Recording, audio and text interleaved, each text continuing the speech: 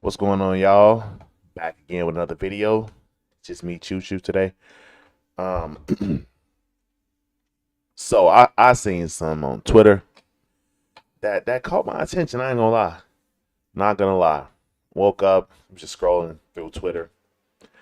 I was like, man, this looks like this finna blow up. Well, it's already blowing up. So let me give you the information on this, right?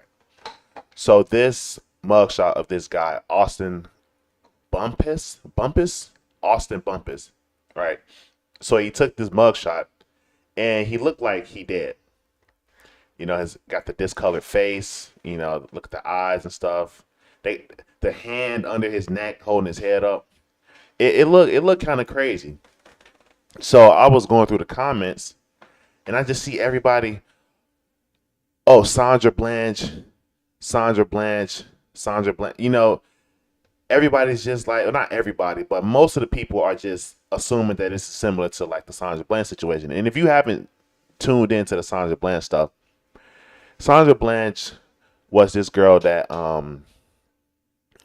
she got arrested because she assaulted a police officer after a traffic stop, right? What's going on, the rest of bagels? Yeah, she got arrested after the traffic stop. So it's pretty interesting how they tying this to this new guy, because if you look at her mugshot, they said that her mugshot, they said she was dead. And I remember when this happened, I was low-key thinking that too.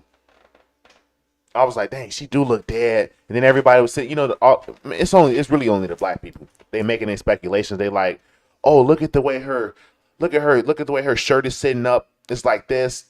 That's because she's laying on the ground because they killed her. And it's like, I'm sitting there thinking like, damn, yeah, it do kind of look like that. They're like, look at the shadow. It's the shadow is on the ground, and look at the way she looked at her. There's no life in her eyes. And I'm like, damn, they really killed her and took a picture. But then when you really just stop to think, like, that don't even make no damn sense. You telling me that everybody in that police station that was working that day was in on covering up the fact that this girl got killed in custody, and then they propped her up for a mugshot? Does that even make sense? It don't make no damn sense. But now they're talking about mysterious death, right?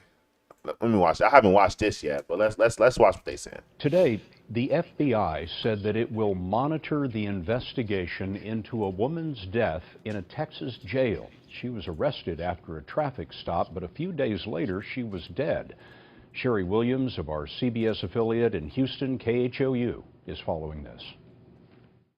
28-year-old Sandra Bland, an Illinois native, had just moved to Texas to start a new job. Last Friday afternoon, she was pulled over for reportedly failing to signal a lane change. Police say she then kicked the officer getting out of the car. You slammed her head into the ground. Do you not even care about that? I can't even hear. She was then held in custody on $5,000 bail. 3 days later, she was dead, found hanging in her cell. The medical examiner's office ruled her death a suicide. But Bland's family says she had no reason to kill herself. Her sister, Shannon Cooper. It is Of course, they got my unimaginable last name. and difficult for us to wrap our minds around the Sandy that we knew. Prosecutors say at 7. Okay, so she got pulled over for a traffic violation, and then she kicked the officer. She assaulted the officer. So that's why she got arrested. That is why she got arrested. So then she comes up dead. Monday, a deputy. And her family's like, oh, she didn't have any reason to kill herself. You don't know that. You don't know what she got going on. This lady's grown as hell. She got her own life. She got her own issues. You can't say, oh, well, you don't know what she got going on in her life. You just don't know that. She brought her breakfast but never entered her cell. An hour later, Bland talked by intercom to another deputy, asking if she could make a phone call. At approximately 9:07 a.m., she was found hanging in her cell. Waller County District Attorney Elton Mathis. The death of Miss Sandra Bland will not be swept under the rug, that there will be no one who is protected. Bland was vocal in her views on perceived police aggression. She often... Right, so she's a Marxist. What's going on, Chicago conservative? So she's a Marxist. You got to tune into this. You're gonna like this. So she's a Marxist. Posted She's video. talking about BLM aggression. I mean, talking about police brutality and all that good stuff. So it's not a surprise.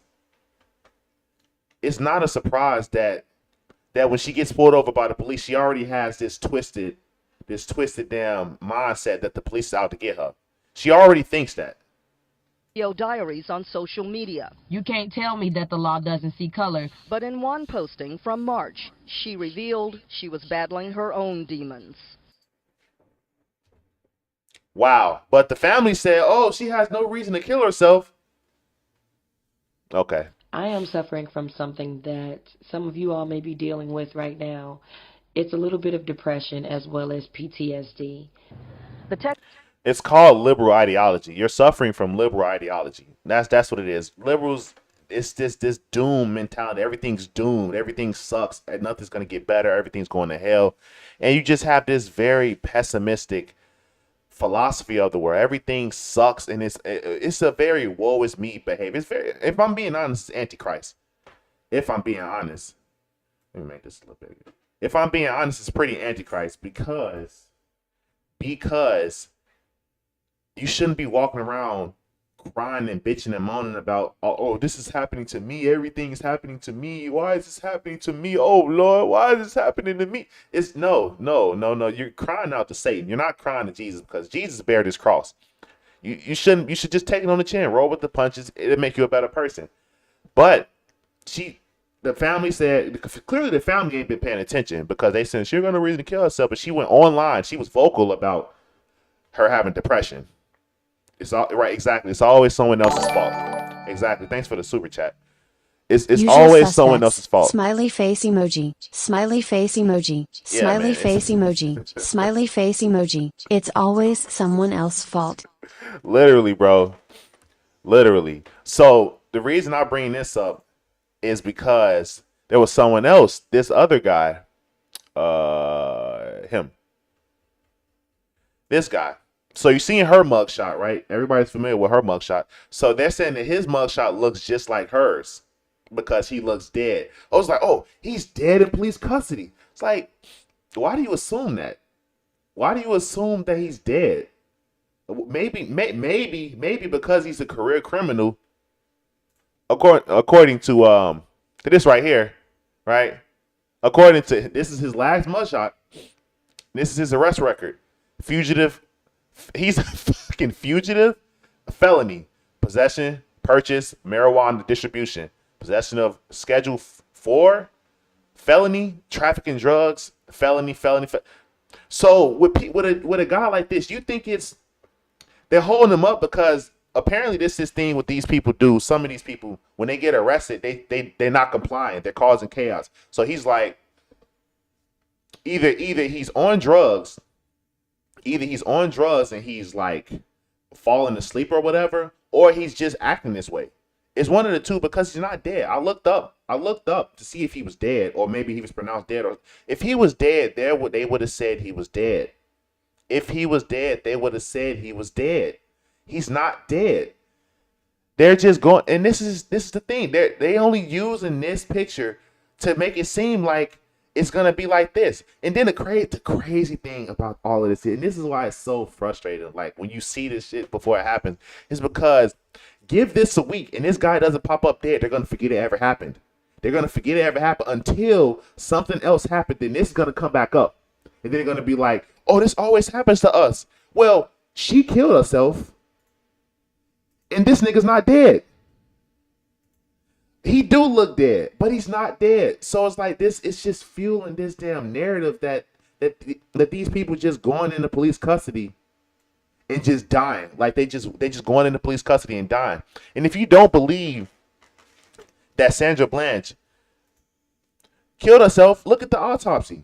Matter of fact, I'll do you something better. But where is it? It's on my page. This is not my page. Hold on. On my profile. I don't know how to use Twitter, as you can see. I posted the video because I found it. Where is it? Follow me on Twitter too if you're not following me on Twitter.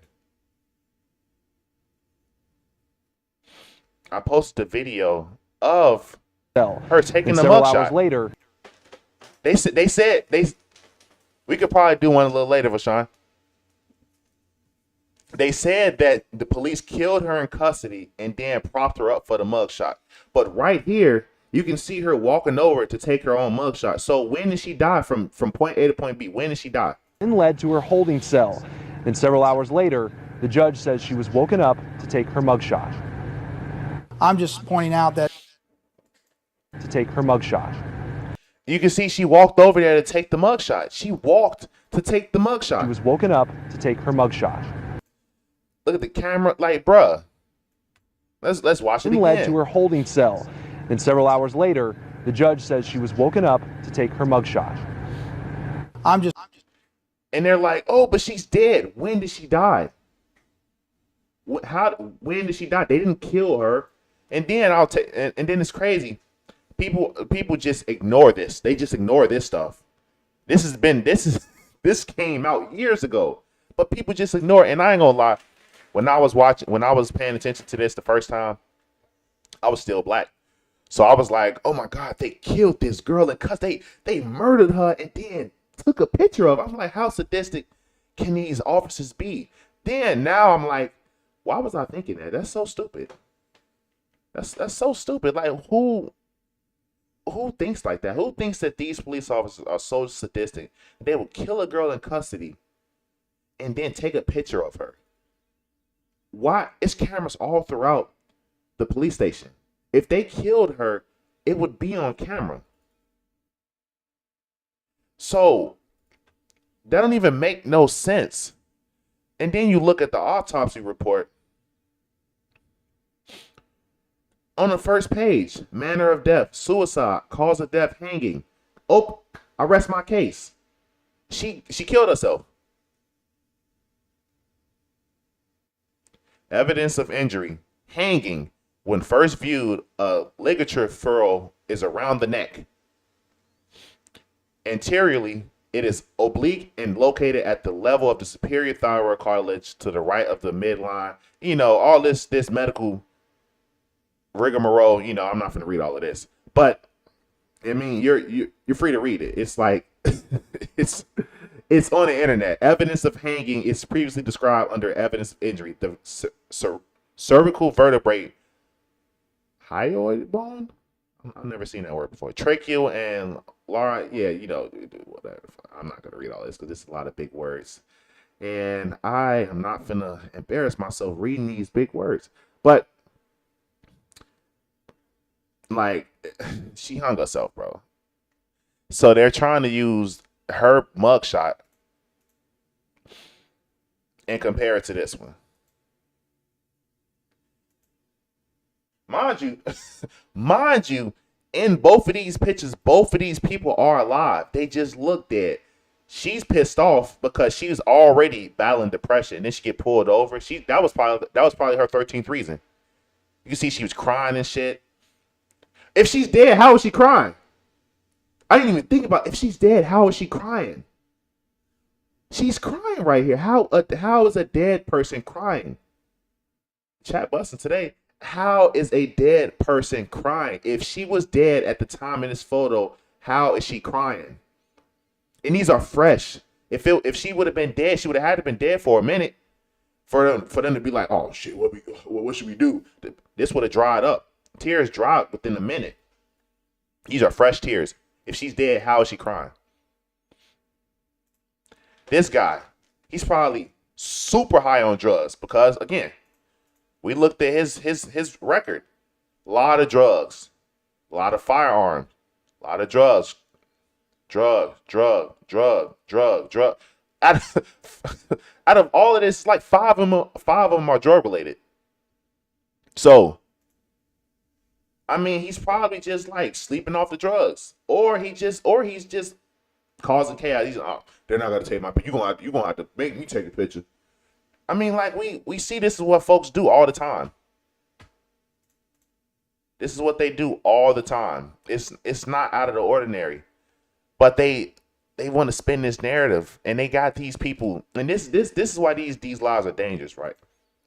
This stuff is dangerous because You tell these kids and these people, these grown people, in fact, excuse me, you tell these people that these police is out to get them, and the world is out to get you. You're in this oppressive, slave-ridden country. This country it was built on the backs of your ancestors, and you're just nothing.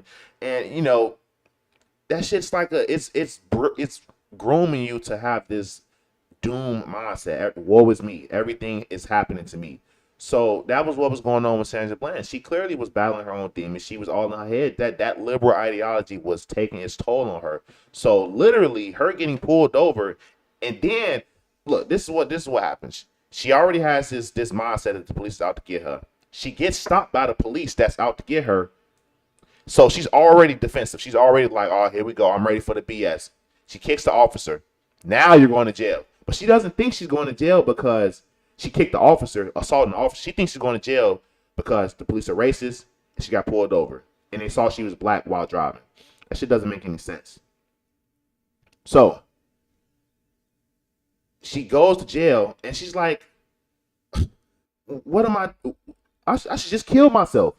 Clearly they are out to get me. And I've even seen people saying that she was a person of interest, as if she was like some type of terrorist, and she was just like a secret Black Panther member or something. It's like, bro, she's an average everyday black woman that's subscribing to the BLM propaganda that the police is racist and they out to get her.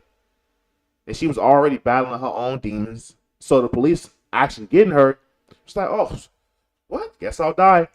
Like, come on now. And then this guy, career criminal,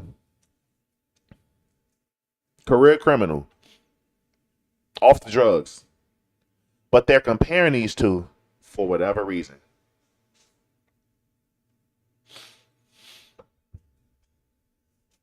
Yeah, bro. I had to tell somebody on Facebook, because remember, I'm from Chicago. My wife and I are from Chicago, and we now live in Texas. So when we tell people, you know, when we talk to people, they be like, oh, it's so much racism. You know, all the racism still in the South, because they were talking about like something. They were talking about slavery. And I'm like, it's amazing y'all crying about something that never happened to y'all. I've never been a slave. You never been a slave. Your mom ain't been a slave. Your grandma ain't been a slave. Your granddad.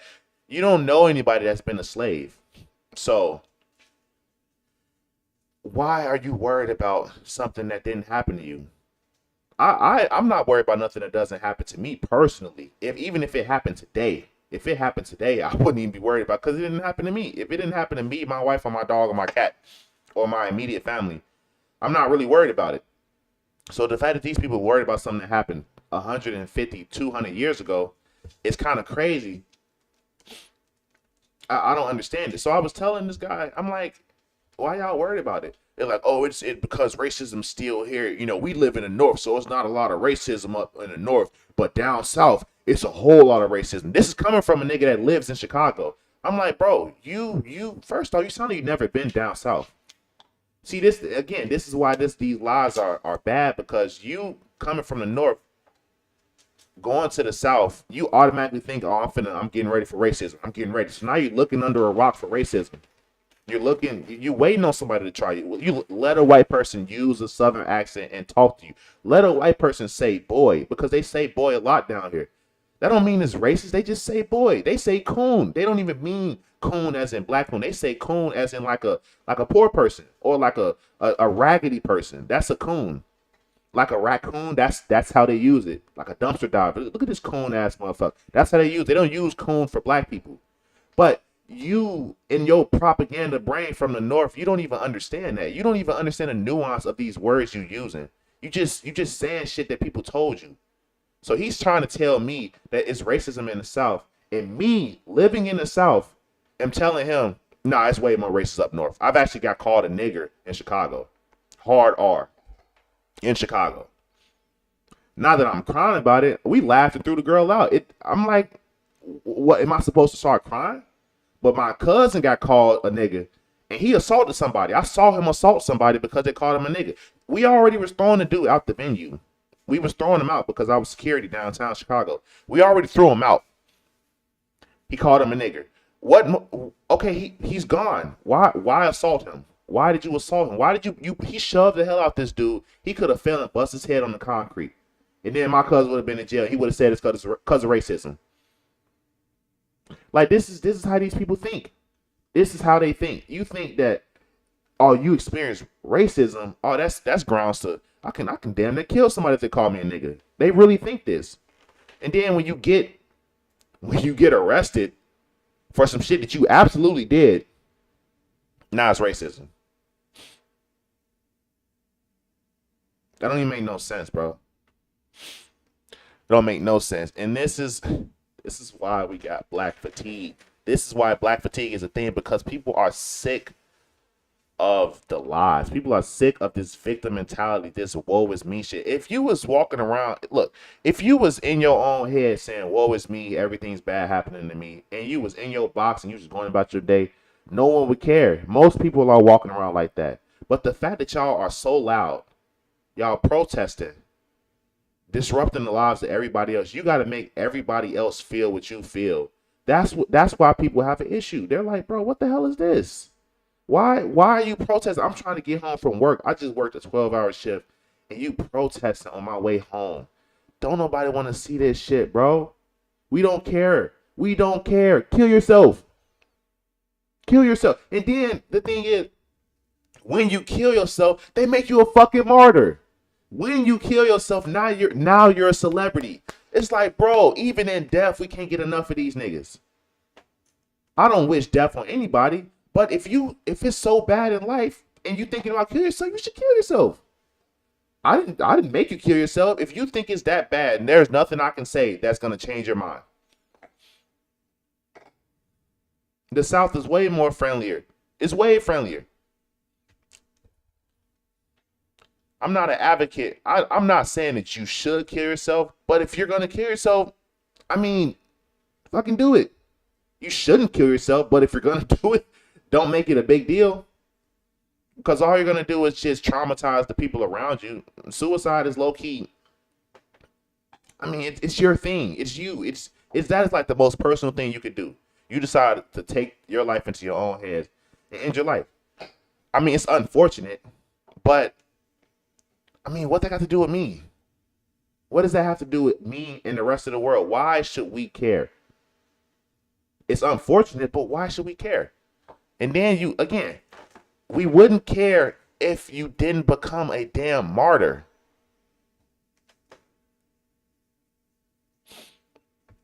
A homeless white lady, a bum. You know what's crazy? I almost think I know who you talking about. The homeless white lady in Chicago. It's not a lot of homeless white ladies I've seen in Chicago, but I damn near think I know who you talking about. It's a couple of them. I've seen a couple of the homeless white people in Chicago.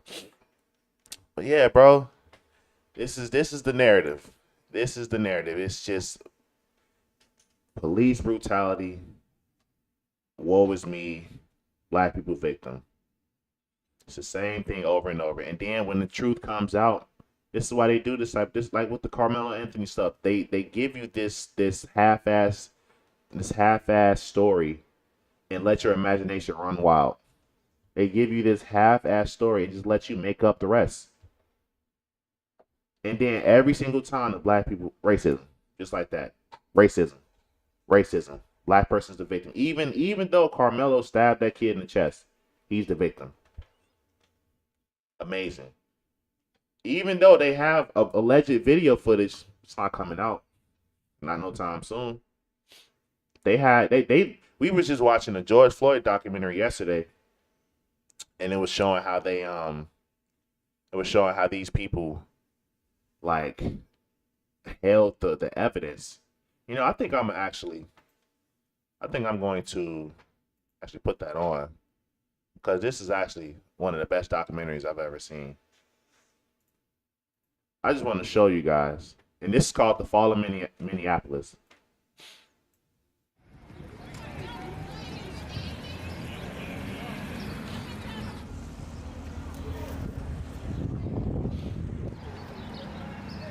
Let me see if I can. So this is basically George Floyd's a career criminal. Now let's watch the body cam. Because remember, George Floyd Day was just 3 days ago. So this is still kind of fresh.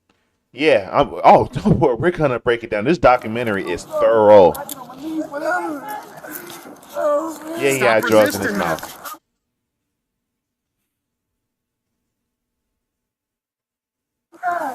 Yes, you are.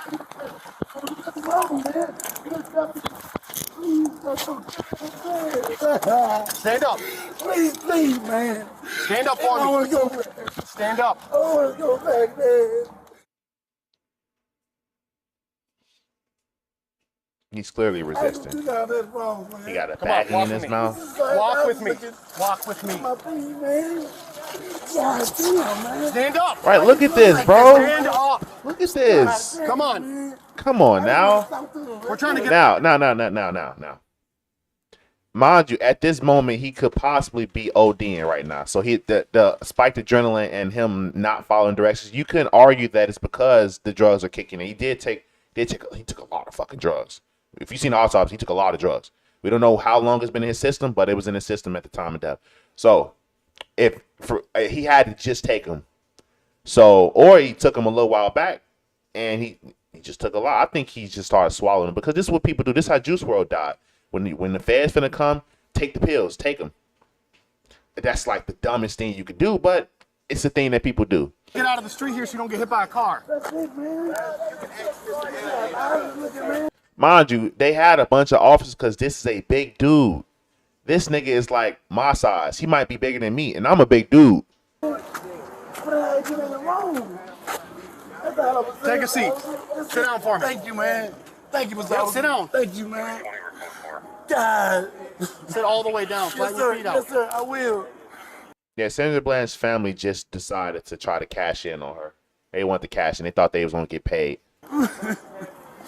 Hey, man. If God forbid, if something like this happened to my family, they better not pull me up. They better not pull me up because if they're frauds, oh no, I can't stand for that. That's blood money. Please, man. You got an ID on you? I would fumble the bag instantly. All right, what's your name? George. George? George Perry Floyd. I don't know what's going on. Man, that's it. Spell it for me. G-E-O. Yep. R-G-E. Last name? Floyd. Man. F-L-O-Y-D. F-L-O-Y-D? Yes. Date of birth? And last time I got October 14th. October 14th? 73. Man, I got shot last time. Same way, man.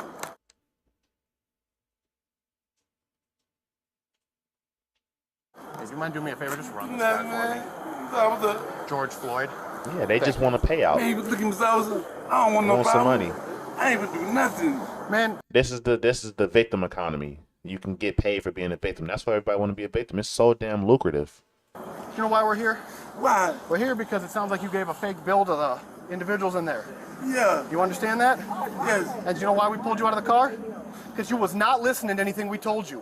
Right, but I didn't know what was going on. You listened to us and we will tell you what's going on, all right? When You don't know what's going on. That's BS. You don't know what's going on. You just committed a crime. Why are you acting like you don't know what's going on? You're being arrested. That's what's going on. you're moving around like that, that makes us think way more is going on than we need to know. Right. That's a shame. Bless you. That's a shame. And that's all I had was Gotcha, all right. We're going to put you in the back of a squad, all right? So, can I talk to you? Yeah, we're going to sort all this out, all right? Please, man. Is that your car key? It's my sister. Now look at the foaming on the mouth. I don't know if you can see it, but when I pause, look at the foaming in the mouth. That's not natural. That is not natural.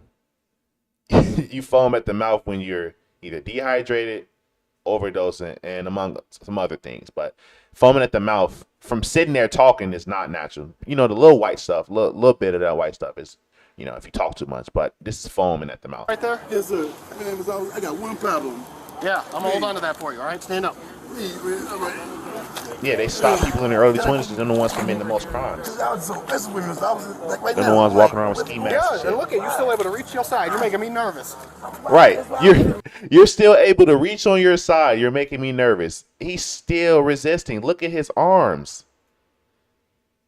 I thought your hands had to be behind your back, not like this. Like you're not supposed to be doing that, bruh. Look at my wrist. Look at it. Yeah, I got you. We'll fix all that. We'll fix all that, but you gotta walk with me. Ouchie, man. Are you on something right now? I'm not on nothing. Because you acting a little erratic. I'm not on nothing. We know that that's a lie. Okay. You have to disregard all of this stuff to think that this man was murdered. You have to disregard all of this to think that he was murdered. Man, Let's go. Scared, man. Let's go. God, You got foam around your mouth, too? Yes. Yes, I was just whooping earlier. Okay. Man, what up? All right, let me calm down now. Just a little better now. All right, okay. You do me one favor, man. And we're going to talk about that once we get to the car. Stop moving around. Man. Oh, man. God, don't leave me, man. Please, man, don't leave me, man. Oh, please don't leave me, man. Yeah, just unlock the door for me. I just beat it thing. Hey. Stand up. Stop falling down. I'm claustrophobic, man. Stand up. Now, again, Stay on your feet. he might be tweaking because he's ODing. But, I mean, Keep the door open. Keep the door open. if he would have been honest, the police could have called the EMS sooner. And they could have actually helped him.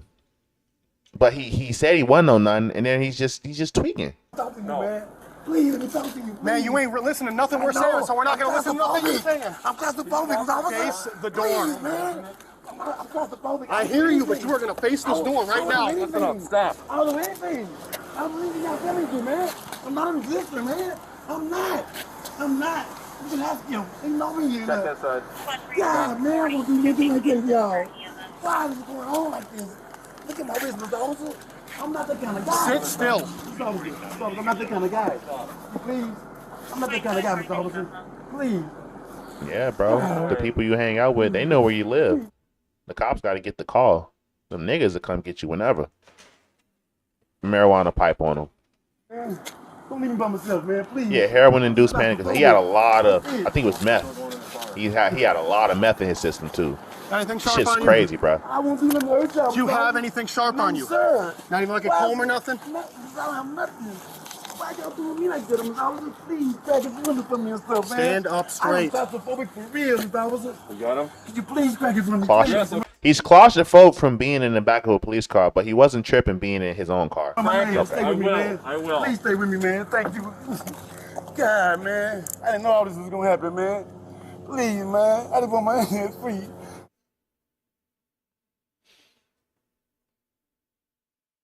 I don't do nothing, y'all, man. Nothing. All right, you get that inside in And your I pocket real understand. quick on your side? Hey, I'm listening. And I understand that people do stuff and y'all don't know me. Take a seat. Okay. Why are you having trouble walking? Because my hands are hurt. Down, We will okay? Please, man. Please don't do this. Take a seat. I'm going in. I'm going No, in. you're not. I gotta go in. Take a seat. Grab a seat, man. Why y'all don't believe me, Mr. Officer? Take a seat. I'm not that kind of guy. I'm not that kind of guy, man. Take a seat. Not that kind of guy, he says. Stop, man. You need to take a seat right now. And I just had COVID, man. I don't want to go back to that. Just had COVID. So he could have a compromised immune system. Take a seat. Very valid. Hey, listen. Dang, man. Listen. I'm not that kind of guy. I'll roll the windows down Please, and put man. your legs in, all right? I'll Y'all put the air on. God, look at that. Look, you're not even listening. Look at it. We can fix it, but not while you're standing out Okay, here. man. God, y'all do me bad, man. Man, I don't want to try to win. I don't want to try to win. I don't want to win. I'm claustrophobic. You ain't gonna win, bro. I'm claustrophobic. I got anxiety. I don't want to do nothing to them.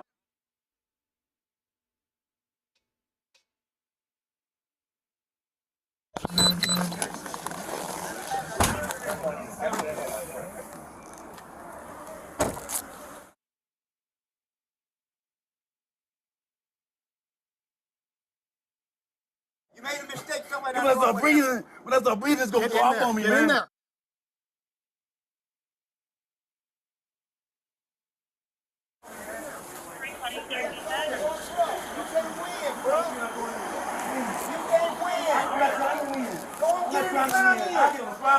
Don't get in the car. He know it. He know it too, Mr. Officer. Y'all hear me? Don't do me like that, man. In the Please. car. Okay, can I talk to you, please? If you get in this car, we can talk. I am claustrophobic. I'm hearing you, but you're not working with me. God, I'm claustrophobic, man. You Get in the ain't car, gonna man. win, no, whatever you Please, in. in the car. Can you get me in the front? Please. No, you're not getting in the front. I'm claustrophobic, officer. Get in the car. Okay, man, okay. I'm not a bad guy, man. Get in the car. I'm not a bad guy. Man. I mean, at some point, they gotta just push the nigga in the car. At some point, bro. You can't sit there and play with him all day. No, take a seat. I can't. And he's still tweaking. I can't breathe, officer. He said he can't breathe well before the knee was on his neck. Derek just got to the scene. He already saying he can't breathe. But the knee killed him. Okay.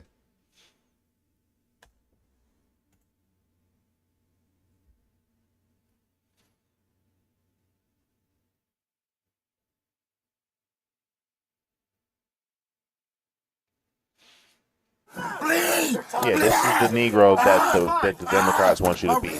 My wrist, man. My wrist, man, please. I can't take that, man. I can't. I'm gonna lay on the ground. I'm gonna lay on the ground. He done kicked his way out to the other side of the car. I'm gonna lay on the ground. Come on. I'm going down. I'm going down. I'm going down. Get in the squad. I'm going down. I'm going down. And it was tougher because they didn't have so many damn restrictions on what they could and couldn't do. Yeah, people was probably getting their ass beat by the cops. But it's probably better than what we got going on now. These niggas is getting away with murder.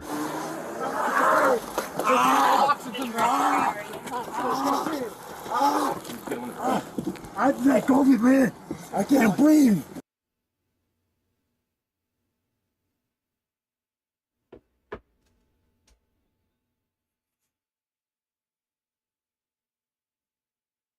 Take a seat. Please, man. Please listen to me. Is he going to jail? Listen to me. He's under arrest right now for forgery. I tell you.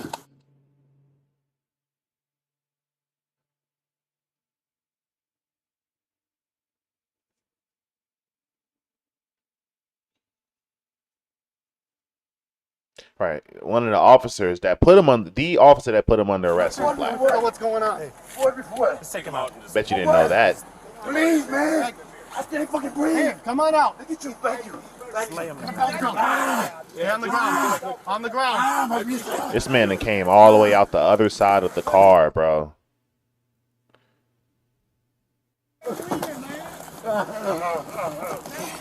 Yeah, cops should have been a force to be reckoned with. Their authority. Restraint. Hobble. Maximum restraint technique.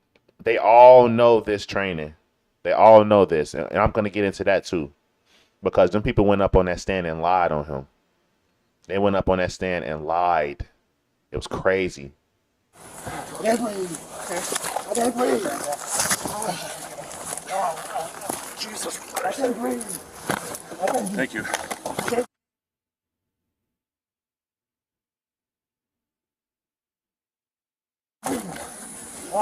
Not moving.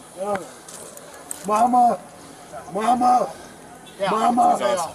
Mama. One of the front pouches. Mama. On my right side bag. Mama. EMS go to. They called for an EMS. They called for the EMS, and the crazy thing is, you're gonna find that the EMS they called, they literally went to the wrong address. It wasn't the police's fault. It was EMS and fire. There was a miscommunication between them two, because I think it was either EMS or fire. They said they were 8 blocks down the street, so they should have been there within a minute. But there was a miscommunication between the dispatcher and EMS. That was not the police's fault. You're on the rest guy. So the people saying, "Oh, why didn't they call the paramedics?" They did. Right. Oh my God. So you go to jail. I can't believe this. I can't believe this. I can't believe this. I can't believe this, man. Mama, I love you. Reese, I love you. You got hobble? In 2020, George Floyd says, "I got shot last time." Man, I got shot last time. Same way, man. And you would have been the last officer to arrest George Floyd. Did you shoot him? No, I didn't shoot him. No.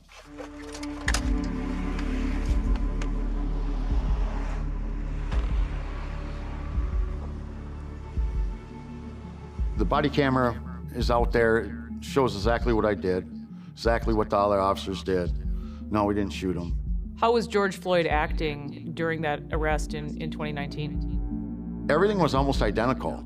I mean, the initial stop, when I first started to approach him, you know, he was uncooperative. He wasn't listening to my commands. He was very agitated. Just keep your hands up where I can see him. Hey! Let me spit it out. She says. Keep your hands where I can He see did the him. same thing where he swallowed the drugs. Damn, man. Stay in the car. Let me see your other hand. I'm sorry. Let me see your other hand. Please, Mr. Both hands. Do nothing. Put your fucking hands up right now. During the time, Well, I couldn't see pill in his hands. He was moving about. We found out later he's probably eating dope. Open your mouth. Spit out what you got. Spit out what you got. Right. He was innocent.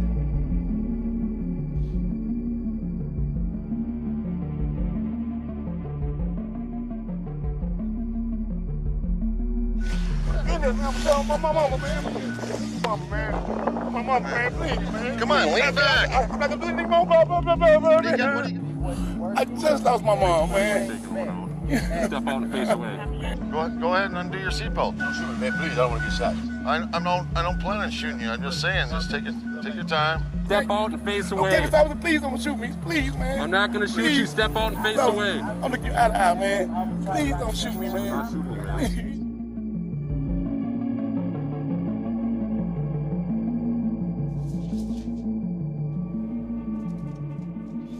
Right, so the cell phone footage was from a off-duty firefighter.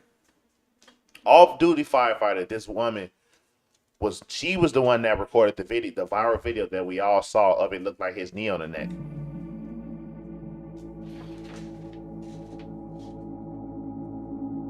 For 5 whole excruciating minutes. Let's see.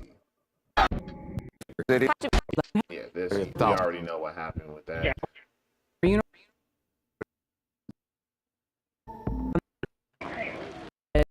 Yeah, they pretty much destroyed the city. As well. The mayor and everybody told them to just let them have it. That shit was crazy. Could that have helped? We know that that man was overdosing. I'm trying to see where. I'm trying to show you the. Oh, let's look at the details of the autopsy. Downloaded the autopsy report and read through it. When I did that, my jaw hit the floor.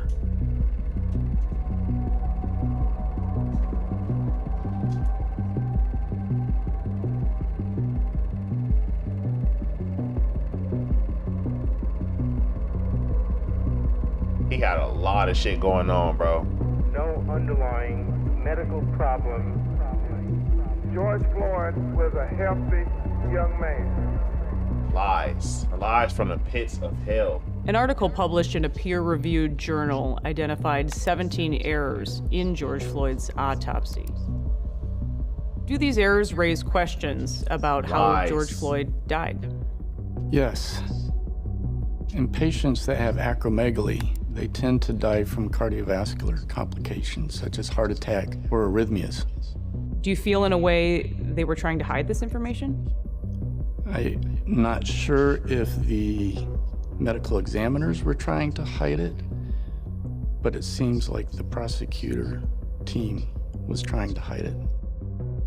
There's no mention of that in the original autopsy report, nor any of the other reviews. I wouldn't even call them autopsy reports, but other reviews by other medical examiners. What do you think about that? A Jew and a black woman. They did their own autopsy. And there wasn't even an autopsy. They never saw the body. They just went up there as professionals and just lied to everybody. A Jew and a black woman. It raises a lot of questions. The original autopsy was done 12 hours after he was declared dead. The official report that came out a little bit later, I'm told, was changed after the family had a review by 2 other forensic examiners. Those 2 examiners never did a physical autopsy, and in fact did not view any of the slides or pictures. They complained that they did not have those. We acknowledge that additional medical information, including toxicology and further investigation, are necessary for a final report. But they went up there and lied anyway. Amazing. They went up there and lied anyway. I want to get to that part. Stop resisting, man. Jesus Christ. Thank you.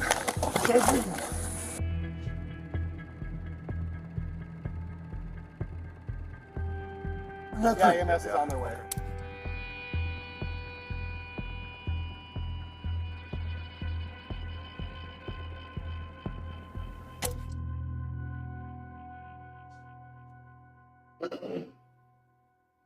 This forbidden technique.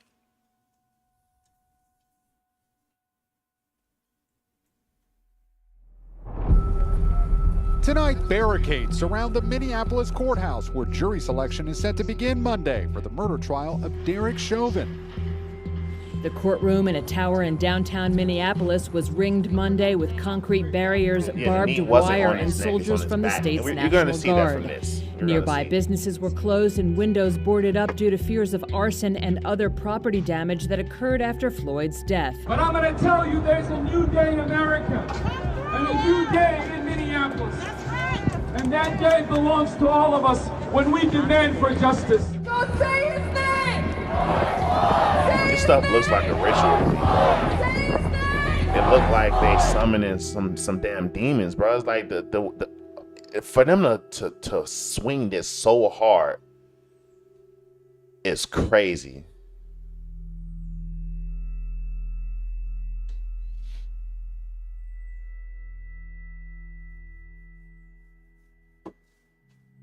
That's the officer that took the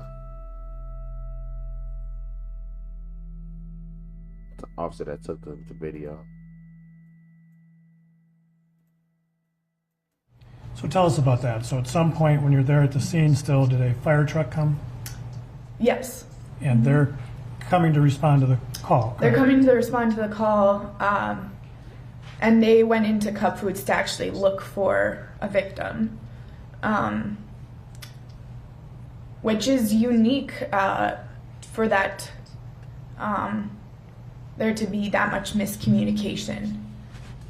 Mr. Nelson. You testified that you've been a firefighter now for 2 years approximately? Correct. And I see you're wearing your... She went up there and just derailed the case. I want to get to the technique because she was an off-duty officer and she was acting like it was the police fault. This is why certain women shouldn't be in certain fields, bro, because she just straight up, oh my goodness, she fucking derailed that thing. You're supposed to be on the side, and you can see why she would have incentive to lie, because she worked for the fire department.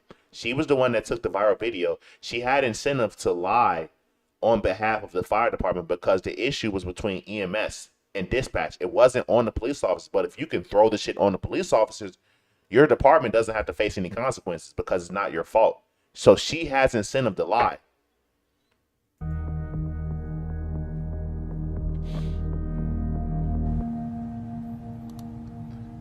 You would agree, Chief, that from the perspective of Miss Frazier's camera, it appears that Officer Chauvin's knee is on the neck of Mr. Floyd. Yes. Would you agree that from the perspective of Officer King's body camera, it appears you can that see Officer the knee is on the Chauvin's back. knee was more It's on on Mr. the back. Floyd's shoulder blade? That's a crazy angle, bruh.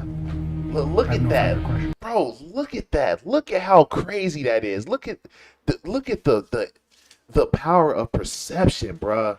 Look at that shit. It's just one angle. You just looking at it from one different angle, and it changed the whole way it looked. That looks like it's on his neck. But then now you see that his shoulder is actually up because of the pressure on his bro. Come on, this is Would you agree crazy. that from the perspective of, And I've seen this before. It still blows my mind. Look at that. The knee is on his back. It's on his back. King's body camera, it appears that Officer Chauvin's knee was more on Mr. Floyd's shoulder blade. Yes. I have no further questions. I'd like to show you what's been received as Exhibit 17. Right. So apparently they used Exhibit 17, which is the phone. They used this. They used this way more than they actually used the video. By the Minneapolis Police Department when you were overseeing the training unit. It is not. And how does this differ? Let me see. Oh, here it is. That part of the testimony, I really wanted to get up off my chair and yell, bullshit. Several of those witnesses testified that MRT, or the maximal restraint technique, was not a part of Minneapolis police policy. Oh, it wasn't part of the training. The pages that didn't want to be presented in court because they weren't. And there was a lot of stuff that they did not allow to be shared in court. They didn't allow none of the body cam footage to be shared in court. They didn't allow the training manual to be shared in court. And they let them niggas go up there and lie under oath. In the manual. Yeah, they think policing came from slave catching. That is like the dumbest thing I've ever heard. I've seen them. They're not in the manuals? Well, they sure as hell are in Derek's training manuals. So how can they say that they don't exist? That's Derek's manual. These are Derek's training manuals. So basically, it's everybody just shifting the blame because they don't want to take the L for this. The EMS people, it was their issue at first. They are the first point of error because there was miscommunication between them. They shifted the blame to the police department. The police department is like, well, shit, it was Derek's fault. And they're like, oh, we can just throw Derek under the boat because he may have had some prior issues with other police departments and all that good stuff. And then, mind you, the other two, there was 4 officers. 2 of those other officers, they literally hadn't even been there a whole week. Them other 2 officers hadn't even been there a whole week, and the other guy only been there for like 2 years. And MRT is in there? Yes, it's in there. Look at that. So how can you say Look at that. That's not part of the training? Look at that. So how can they say that they don't be manuals? Well, they sure as hell are in Derek's training manuals. So how can they say that they don't exist? That's Derek's manual. These are Derek's training manuals. And MRT is in there? Yes. Look at that. Look at that. It's not in the training? Well, here it is right here. Here it is right here. You see how they just lied? And this is why it's lucrative to be a victim, because if you are the victim of damn near anything, you can get paid out. You can become a martyr. Not only can you get paid out, you can become a damn legend. Your family get paid out, you become a legend. And these niggas get to just basically, the police officers just get punished for it. They get punished for doing their job. It's in there. I could not be a police officer. So how can you say that's not part of the training? So the chief of police at that time told a frickin' lie.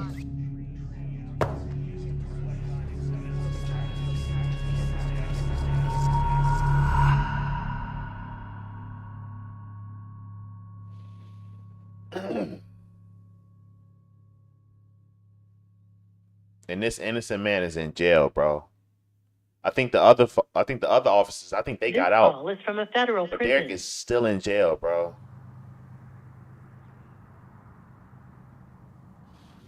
And he During even the got trial, stabbed several in jail. witnesses, including Chief Arredondo and Inspector Blackwell, testified that they didn't recognize the technique you and the other officers were using, as if it was not a part of Minneapolis police training. But was MRT, the maximal restraint technique, part of training and policy? Absolutely. In fact, I'm looking at it right now.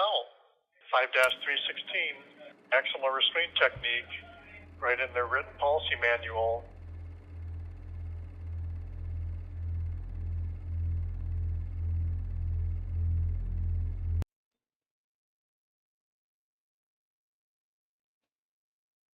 Right. As soon as they put him in that position, they called him. They was doing the training. They got trained to do this, and now they're paying the price for being trained properly. It's crazy, bro.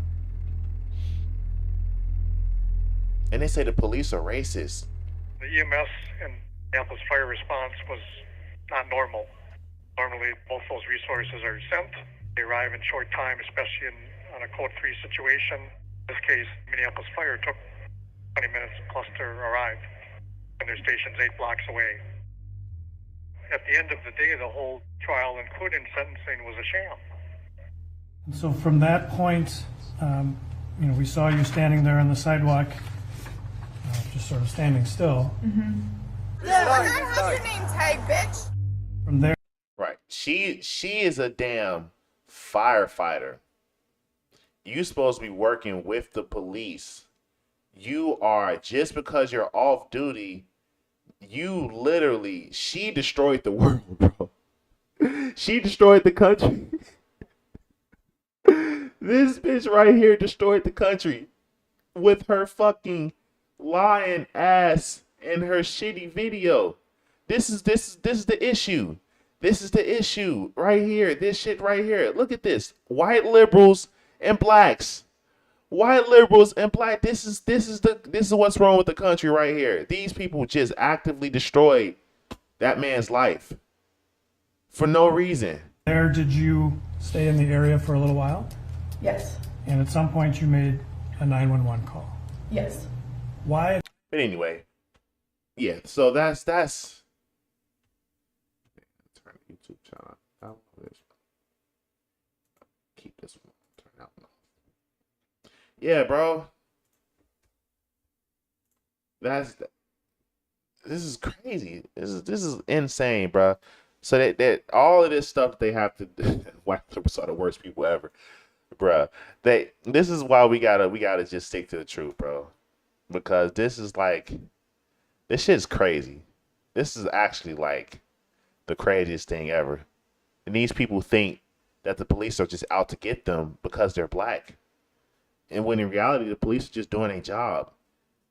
If I wanted to go after black people, I damn sure wouldn't do it through the police force. I would just be a vigilante. If I wanted to go after black people, I would just join the KKK. If I wanted to go after black people with no consequence, I would just join the KKK. Why the hell would I have to be a police officer? With my face and my family, my address, all of that shit's public knowledge.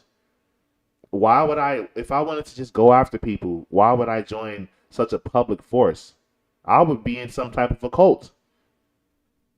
If I wanted to go after black people, I'd pose as a BLM activist, go to their rallies and do whatever I wanted to because it's a safe space. Why would I dress up as the ops to go after black people? That don't even make no damn sense. Stupid. It's just stupid. Stupid people, stupid lies. It's just everything's stupid. Everything's just so stupid. This is stupid. This shit is just stupid. They said this man is dead for no reason. And they compare him to her. Meanwhile, she wasn't even dead in this photo. This is crazy. Yeah, bro, it's cooked. It's cooked. Let me how do you I don't know how to do that. But anyway, bro, that's you gotta just move, cause this shit's not getting better.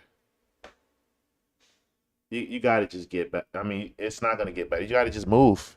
You gotta just move. We moved. We see police. And it's pretty. We don't even see that much police. That's the thing. We don't even see that much police. You move around better people, and that doesn't necessarily mean that they don't have to be black. But the issue, it just so happens that it be black people and liberals. The thing is, this is the issue. If you lived around black people, that's one thing. But if you lived around black people and white liberals, that's a whole nother thing. Not only are they going to protest, the white liberals are also, they turn black when it's time to protest. So that you got twice as many people doing the BS.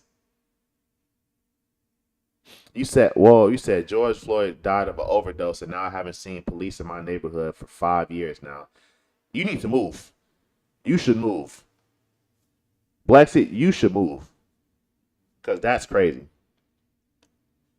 That shit's insane. I used to be scared of the police, bro.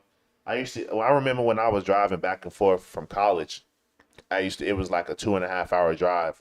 And I got pulled over one time, and it was like, I got pulled over driving from college to Chicago, and I literally got stopped in like a cornfield out there with little to no reception, and I got pulled over by the sheriff, fucking tall, muscular white man with the damn hat on, it looked like a cowboy, the sheriff hat, and I'm in the middle of a cornfield, and I'm sitting there thinking, damn, is this how I go out? Like, damn, I must be finna get cooked. I'm finna get cooked. And I FaceTime my mom, set her up on the dashboard.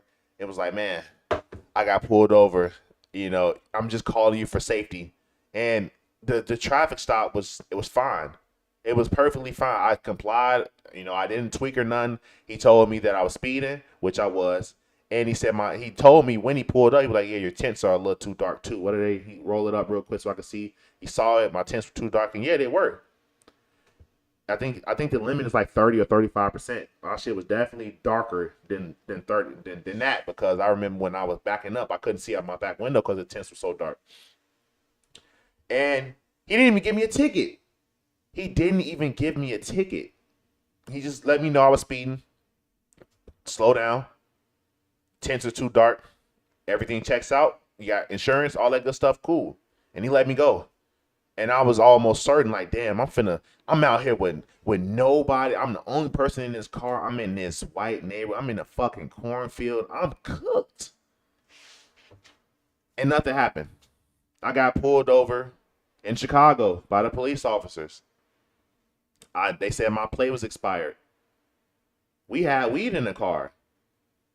I complied. Gave my insurance. Everything checked out.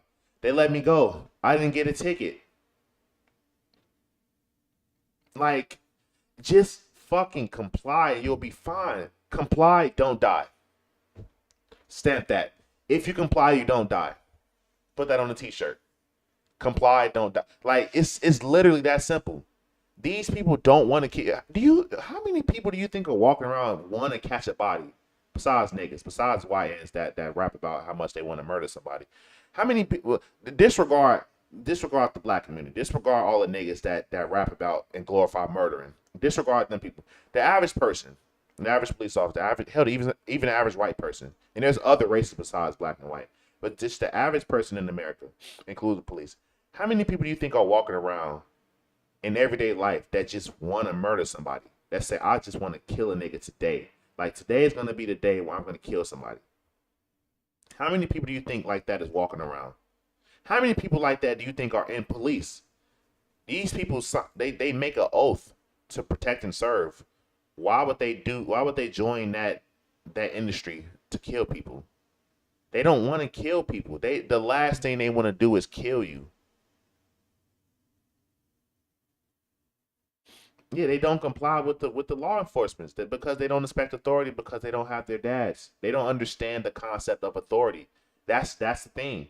They don't respect authority because they don't understand the concept of authority. They don't understand the concept of God. They don't understand the concept of a father. They don't understand the concept of a father figure. They don't understand the concept of shit has consequences. They don't understand the concept of sometimes this person is the consequence of your action. They don't understand that. They don't understand that. And they don't understand it because they don't have dads. They don't have fathers. Yeah, you may have a coach that's like a mentor to you, but that's far from what you need. It's a step in the right direction, but it's far from what you need. You need that father in the house with his foot up your ass every second of the day. You need somebody straightening you out, because as a young man, you grow up and you need that. As a young woman as well, as a person, you need that. You need somebody to straighten you out. I didn't live with my dad, but I kicked it with my dad a lot, and I appreciated my dad a lot more when I got older, because I was like, damn, my dad was right all along about everything, but I just wasn't listening because I was listening to my mom. Yeah, exactly. Cops don't want to do all that damn paperwork. They just want to go about their job. They just want to, they want to get paid for their job. If they can get paid for the least amount of effort, isn't that everybody's job? You want to get paid for the least amount of effort? It's like, look, if I could just let you know, hey, please fix this, get that headlight fixed and let you go, write your citation. No ticket, just a citation. They damn don't even write you a citation. They just let you go. They don't want to keep, you know how much paperwork that shit is? When I was working at my last job, I was a maintenance technician for trains, electric trains. And we was working with 600 volts on the daily. Them rails the trains run on, 600 volts. 280 each line, so it was well over 600 volts because it was like five different rails. But people would get hit by trains, electrocuted, knocked off the track once getting hit by trains. And the first thing that people was talking about, they weren't sad that somebody died. They were just like, that's a shit ton of paperwork that don't nobody want to do. Because when shit like that happens, everybody involved has to stop what they're doing and focus on this thing. And that shit can take hours. That shit can take a whole nother shift because somebody lost their life. You have to record every single detail that happened. Everything. When there is a loss of life, the whole world stops in that moment.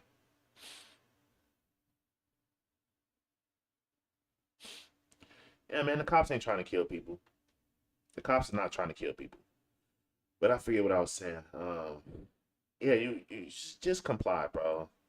The cops ain't trying to just kill nobody, bro. Nobody's trying to kill nobody. These people need guidance, and they're not getting it from the home because all they're getting from their mom is how to act like a monkey in public. Like that's the reality of it. Women don't understand the concept of violence for real. They don't understand that shit has kind of, they don't understand that if you hit somebody hard enough and knock them out, they can fall and bust their head and die. But they don't understand that. Like, men understand that when you get into conflict, you get into fist fight, there's a possibility that somebody could die. Like I said, I'm a big dude. I just found out yesterday I'm like 270. I'm 6'3", 270. If I punch somebody hard enough and knock them out, they could probably die from that. If I hit them hard enough, they could die. So me knowing that, I'm not that inclined to get into a fight. You would think with my size I want to walk around bullying people, but that's not how it is, bro. I constantly hear stories about people my size getting shot by little niggas because they felt threatened. I don't got time for that. I'll shoot you before you shoot me. You just got to understand that, like, just understand the concept of authority, bro. If you had your dad would tell you that your actions have consequences. And more often than not, your dad would be the consequence, and he'd do it in love.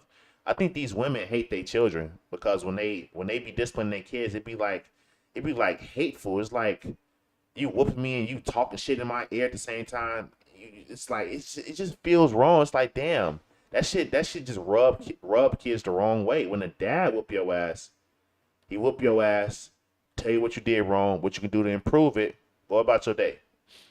Your mom whoop your ass. She gonna talk shit before she whoop your ass, talk shit while she's whooping your ass, put you on punishment for the rest of the week, and then talk about that shit for the rest of the week and call all her friends and tell her everything that you did wrong and why she whooped your ass. Then your friends and family members, everybody that she told that she whooped your ass is gonna come and bring that shit up for the next week because she whooped your ass. Oh, you got your ass whooped. Oh, you was doing this, you was doing that. It's like, damn, bro, this shit's never gonna end. That's not love. That's not love. Love doesn't fucking expose that shit to other people. You don't air out your dirty laundry there. If I whoop my kid, I whooped that ass. He did this, that's it. If I even tell you, but I'm not finna, man, I whooped his ass, he was doing this, and then, yeah, girl, and you send that gospel. I used to hate that shit. I used to hate it. I used to hate when my mom did it. And I didn't even get whooped like that as a kid. But I remember my brother, me and my brother, we got the same dad, but we got different moms. I remember when I went to his house, and his mom had got mad at me for eating all her food because, like I said, I was a big dude. So when we would eat, when she would leave us at the house, I would be hungry. I was a teenager. I was like 14, 15, and I was eating. And she complained I was eating too much of her food, so she kicked me out. And on the way for kicking me out, she found out the food was gone. She complained about the food being gone. Made me feel like shit for eating the food. Called my mom, said, your son has to go. Oh, and she also said that I was leaving piss on the seat, which was a lie because it was a lie. And she also had her husband who actually was leaving piss on the seat. But she complained about that, called my mom. And the whole time I was sitting there waiting for my mom to pick me up, she was calling everybody in her fucking phone book to tell them about me eating all her food. And now I gotta hear about this shit from everybody within a 10-mile radius. I'm like, bro, it's not that serious. That's just something. That gossip shit is something that men naturally don't do. You don't do that. That's what I'm saying. These kids need a father. I've never seen my dad gossip. Never seen it. I've never even seen my dad fight. I saw my dad check a nigga, and he was finna fight. But it's not. It's just different when it's a man. And that's why we got these issues today, because these people lack a respect of authority and God. Because the ultimate authority is God. So if you don't respect your father, how are you going to respect and honor your father in heaven when you don't even respect your father and honor your father that you can see? And then the sad thing is, a lot of these kids can't even see their dad because the dad's not there.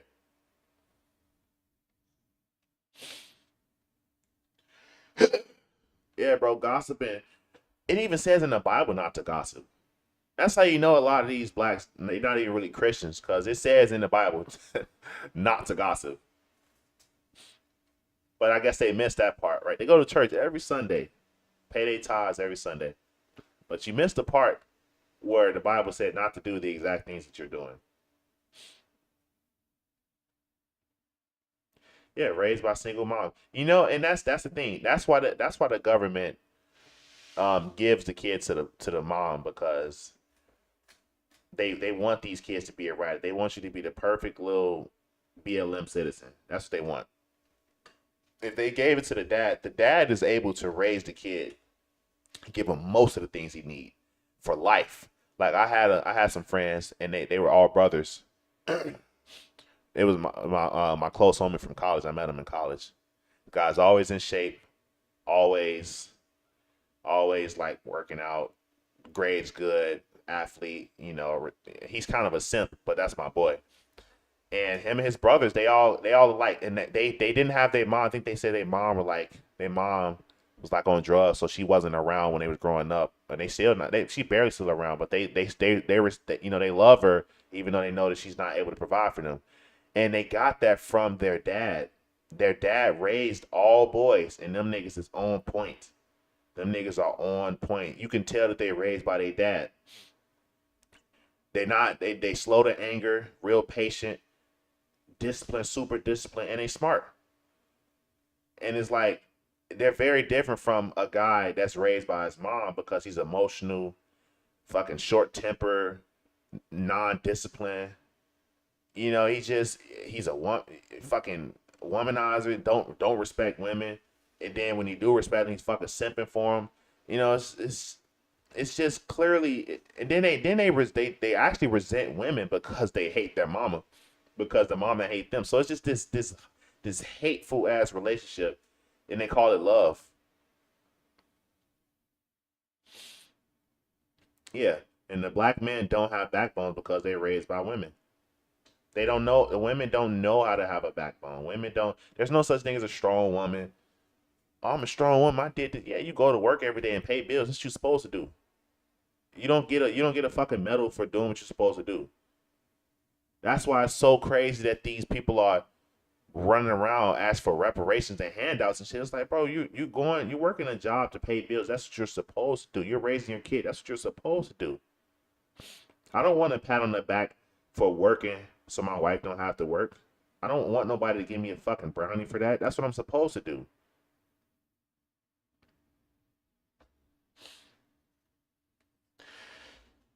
It's a shame. It's a shame. We gotta do better, guys. I mean, of course, the people in the chat, y'all know what's up. But I'm talking about the black community. We gotta do better. And in order to do better, we gotta acknowledge the fact that we got an issue. And when we acknowledge the fact that we got an issue, we can actually start focusing and talking about solutions. Because we gotta face this. You know, I don't want my community to be going extinct. The hell? Niggas are going extinct. Y'all worried about white people. Y'all won't live to see white people go extinct long enough. Y'all won't live long enough to see white people go extinct. You won't live to see it because y'all have the most destructive ass culture. Yeah, exactly.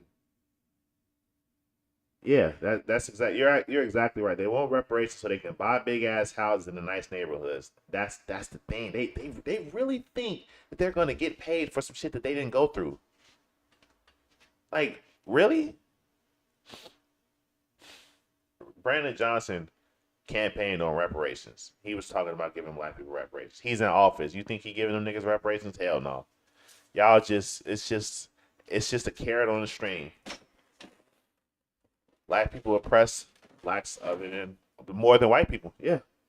I mean, that's why I moved. I'm not finna be bro. We literally had a fucking video. We were on stream and we caught gunshots outside our house. I wonder if I can find it. We literally was streaming and we found gunshots.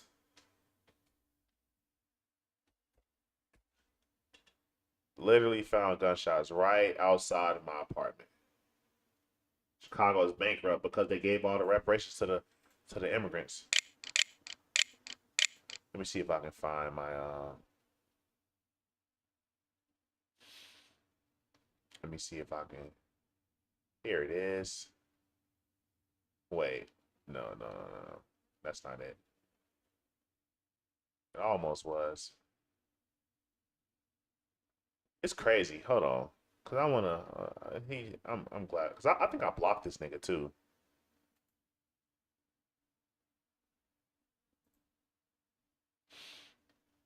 Look at this. This is what you gotta deal with. This ignorant ass nigga. This guy, he claims to be a conservative. This nigga is a retard, bro. I'm sorry, the nigga's a retard. So I recorded gunshots in real time. I lived on King Drive. King Drive in any neighborhood is rough. Any neighborhood is rough. This nigga is clowning me for catching gunshots on stream.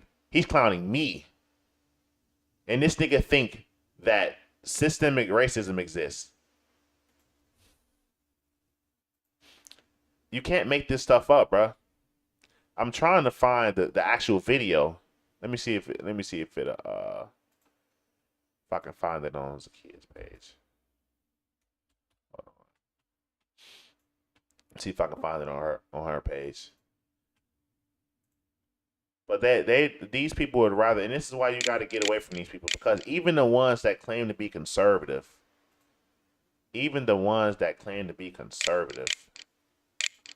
are still they still just black. They still just black. It's like I'm good, bruh.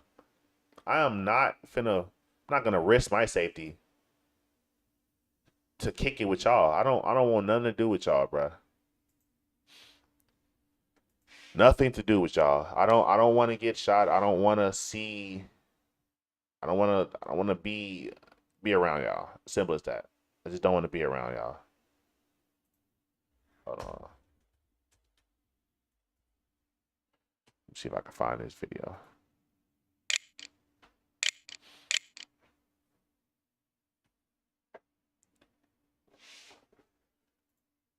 Bro, here it is.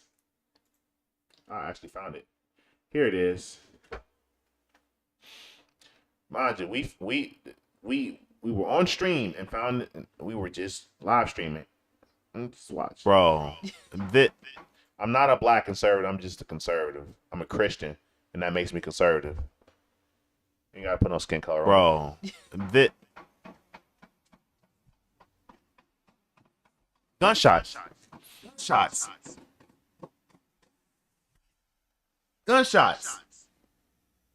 Gunshots. Wow. And y'all want reparations? They still shooting. Wow. What? That's crazy.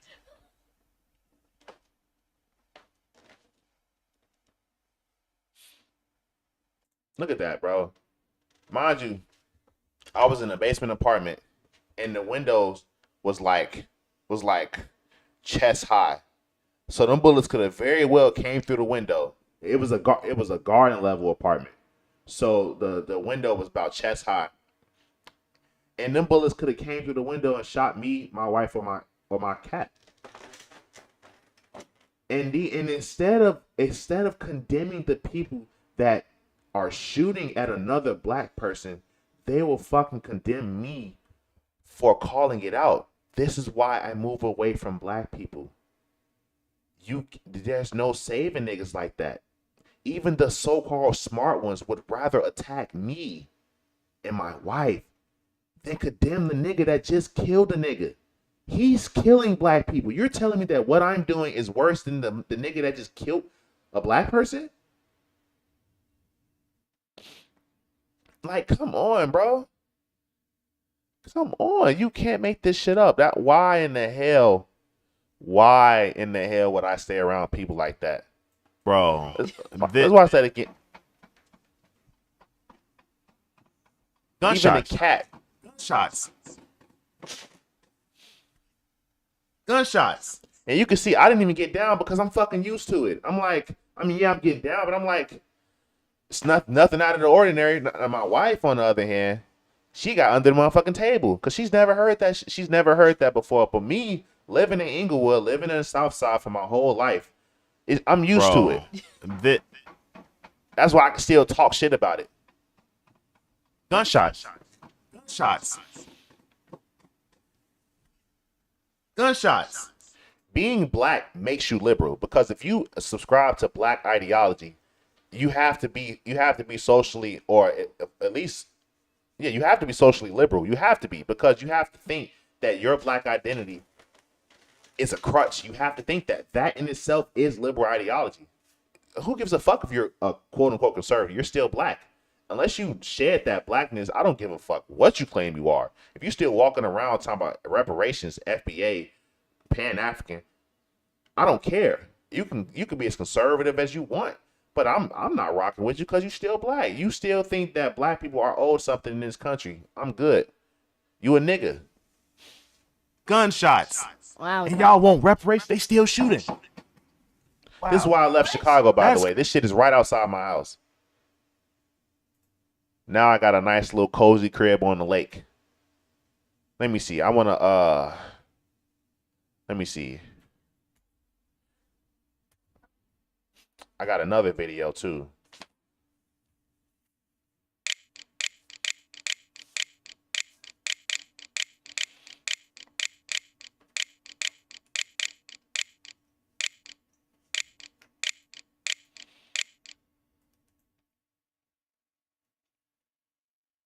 I work for what I want in life. Exactly. You said, I just started hearing gunshots 5 years ago. They're not even from my neighborhood. They're from the neighborhood just to the north. That's crazy. I'm sorry that happened to you. Let me see. I might have to go to my profile for this. I'm sure I can. I post a lot of memes. You can see I post a lot of the same memes. You can't even see it, but I'm trying to find this clip. Trying to find this clip of I didn't know you could hear gunshots from a mile away. Feels better when you move around diversity of cultures and conservative. Feel better when you move around conservatives. I don't really care about diversity. Respectfully, I could care less about diversity. I just want to have some peace and quiet. And I know that the stupid liberals, even if you live in a community with a bunch of rich liberals, at least I know that them niggas ain't gonna riot in their own community. Here it is. Oh shit. You know what's crazy? That folks call This is another video. I caught this is a completely separate incident, by the way, where just organically caught somebody that was murdered on camera right outside my house. You know what's crazy? That folks call us all types of coons, Uncle Toms, sellouts, all this good stuff, and then they act like we white or we this white talking points. But when I go outside my house, I see this. When I go outside my house, I see this. Literally, when I go outside my house, I see this. But when I point it out, I'm a sellout. That make it make sense. Literally can't even walk to the gas station without seeing somebody dead body. But I'm the sellout? Okay. You know what's crazy? Amazing. Amazing. How many people do you know have seen like red tape in their life? Like, you know, do black people know that shit's not normal? Do they know that it's not normal to see people dead? Do they know it's not normal to see red tape? Do they know it's not normal to see niggas walking around with ski masks? Do they know that?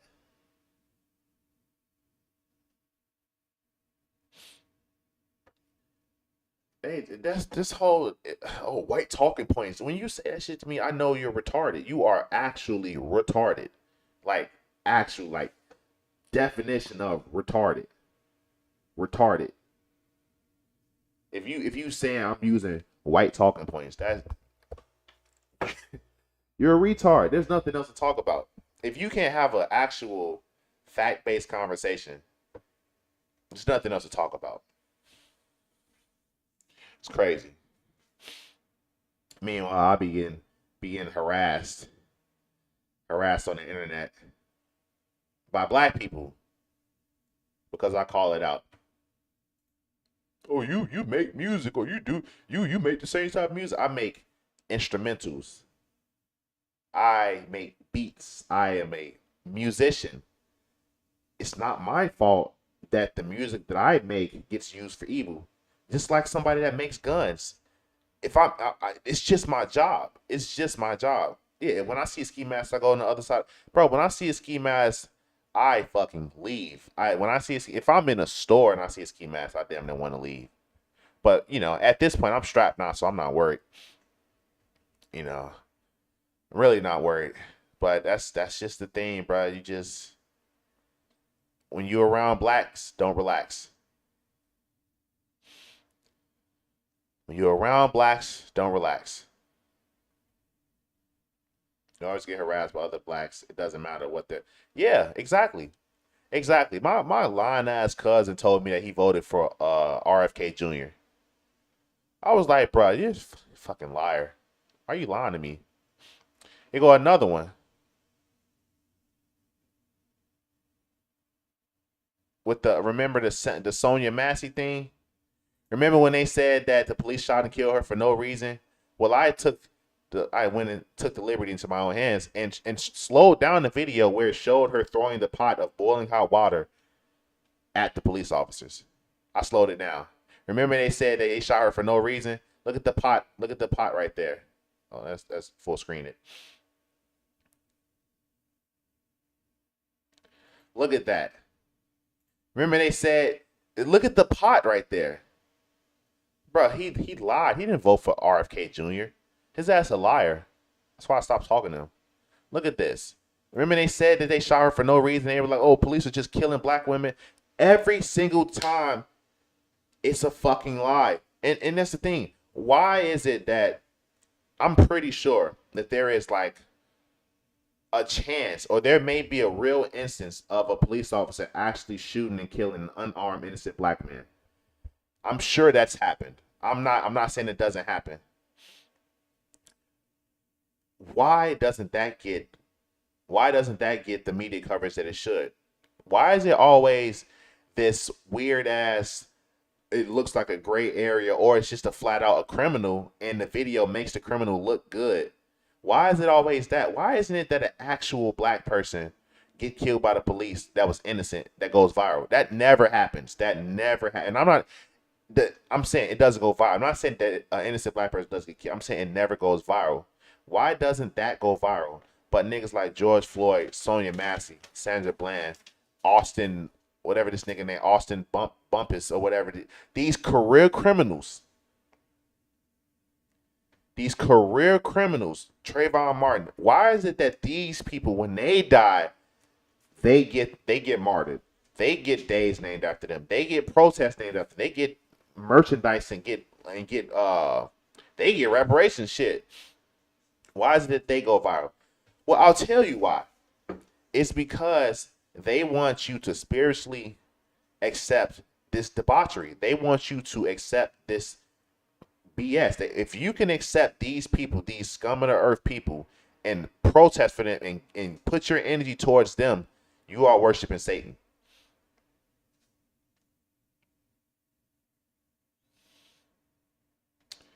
You are worshiping Satan. And you know you're worshiping Satan because when there's an innocent black man killed, an actual innocent black man killed, that doesn't go viral. That's not getting posted on the Shade Room. That's not getting posted on World Star. That's not on NBS, NBC, CNN, ABC, PBS, TNT, Fox. You don't see that stuff on the news. You see the cases where, dude, leave her alone. Chair. You see those cases where it's always this nigga's a criminal, a career criminal, and he was in the act of committing a crime, got killed by the police, and now the police officers getting inside. This shit seeming like a ritual, bro, because it's always the worst of the worst person being martyred. They got millions of people across the world supporting and protesting for this person, and they sacrificed the person that actually did the right thing. Doesn't that sound like a ritual? Maybe it's just me. Does that not sound like a ritual? Something happens. This career criminal, this scum of the earth person gets killed for absolutely committing a crime. And death is really death by suicide, a suicide by cop. Everybody and their mama go out to protest to put their energy up towards this martyr, this idol that they made. And the sacrifice is the cops.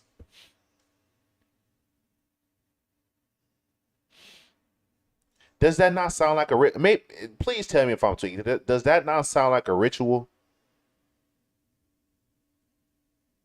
That's what it seemed like to me. When I see these people in the streets protesting, holding up signs, and they're shouting down for somebody to be sacrificed for in exchange for somebody else that was also killed. It seems like a ritual to me. They protested for this girl. And she threw boiling hot water, which is deadly, by the way. If that shit could have got on his face, it could have killed him. Remember they said that he shot her for no reason? There was no pot. There was no pot. Look at the pot. I argue with my friends over this. They're like, nah, bro. The one dude was like, I know her family. You know, she was this. She was schizophrenic. Okay, I'm not saying she wasn't. I'm saying she threw the pot. Yeah, I mean, she's schizophrenic. Okay. That's okay. I'm not saying she was. I'm saying she threw the pot. And she was saying, I rebuke you in the name of Jesus. That sounds like a threat. That sounds like a threat. And then after that, you threw boiling hot water.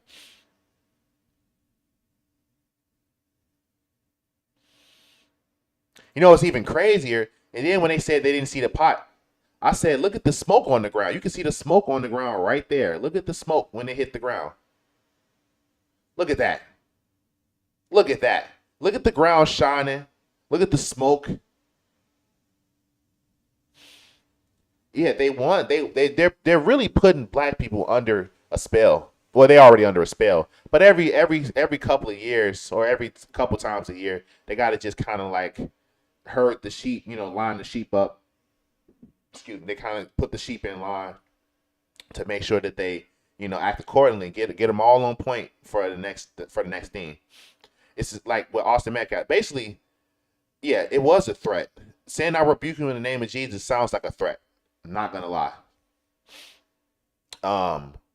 Given the context of the situation, it sounds like a threat.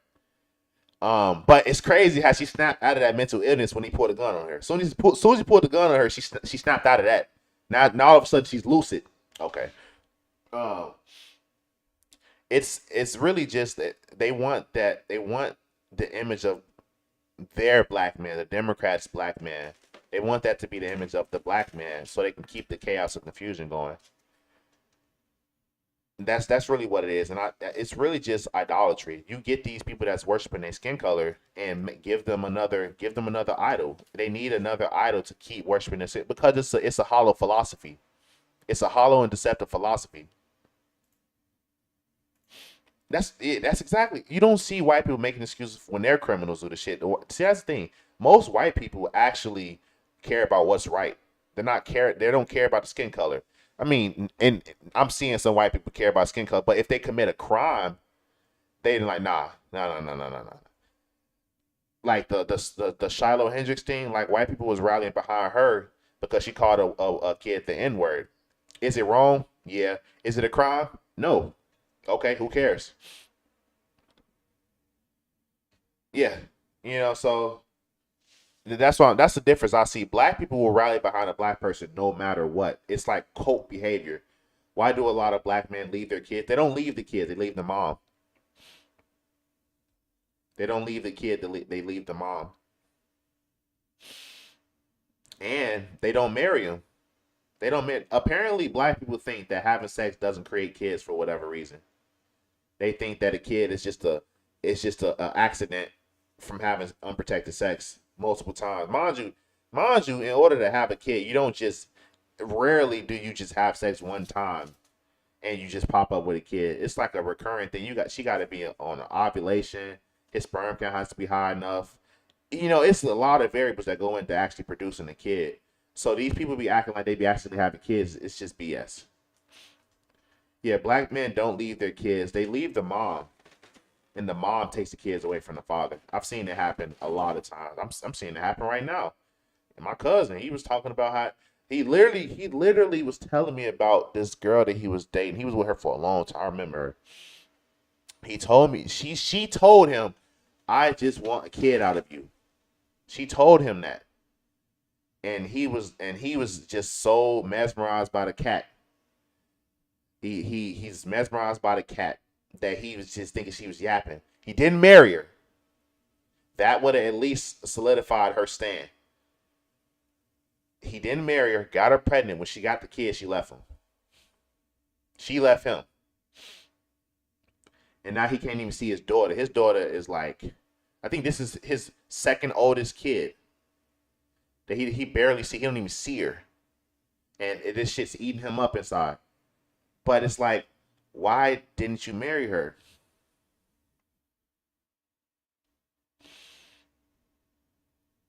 Yeah, black women don't want marriage and black men don't force it.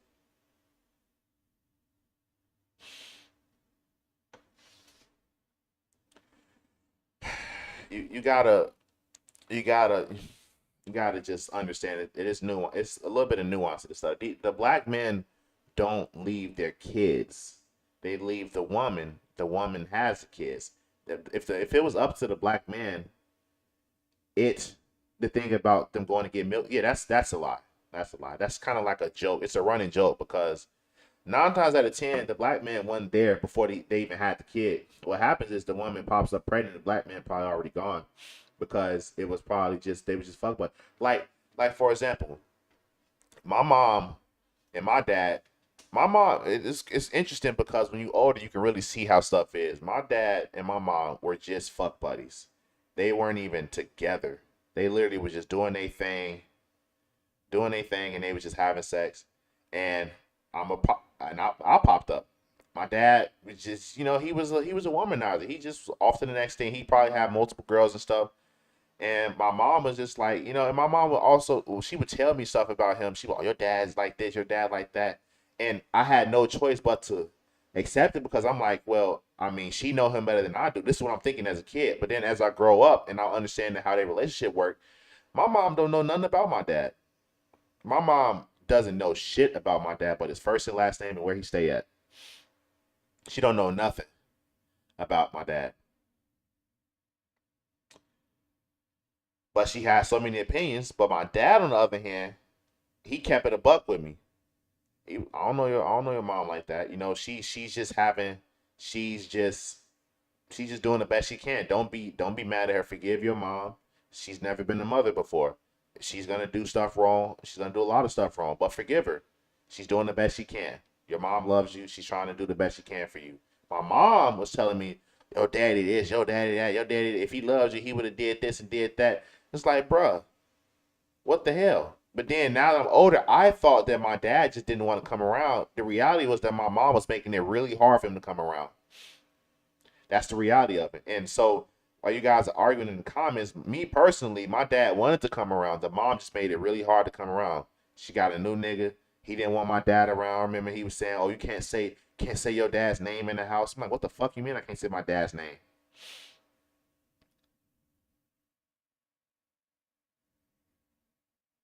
Yeah, exactly. Like we shouldn't be judging our parents. The guys in the comments, erase the bagels and bless it. I think y'all missing the point. The point is we shouldn't be judging the parents. Or we should be judging our own parents, rather, because we should just forgive them because they was just doing what they thought would work. Well, Blexy, you can't force a woman into marriage, but you can not get her pregnant. We can not get them pregnant really you're supposed to marry before you carry. You're really supposed to marry before you're having sex. We kind of forget the fact that it's a sin to be having sex outside of marriage. So I know it's not a perfect world, but if you do it the way it's supposed to be doing, we wouldn't be having none of these issues. If you're gonna be having sex, then the least you can do is wear a condom. The least you can do is, try not to get her pregnant, but it's just like it's carelessness on both sides. Everybody's careless.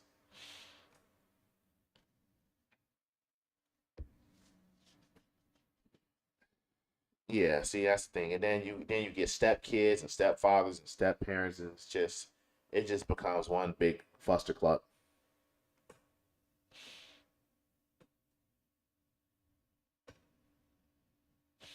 Yeah, black father alienation. I mean, I can see that, and I've seen it personally. My dad told me these stories about. My dad told me this story about this guy, and they both black, and this is like the horror. This is the horror story in the South Side of Chicago. This guy was with this girl. He got her pregnant, and they were cool. But at some point, he decided he wanted to see other people. But she was pregnant with she had the kid. So when she had the kid, he was still paying her money. He was giving her money like every month or like a couple times a week. He was still paying her. He was giving her money for the kid, and even sometimes he would see the kid. She ended up going to the police. I mean, she ended up going to the courts and putting him on child support, even though he had been paying. No. He had been paying for years. Actually, he was paying like 5 or 10 years, some crazy amount. He'd been paying, but it was undocumented. He was giving her cash and shit, and she took him to court anyway to get back payment for the child support that he already paid, but because it was in cash, he had to pay back all the shit for the undocumented payments he made. He went to court and fought and said he was paying her, but because he didn't have no proof of him paying her, she was able to get back payment for the 5 or 10 years that he wasn't legally paying child support to her. So he was paying for 10 years and then had to go back and pay 10 years worth of child support.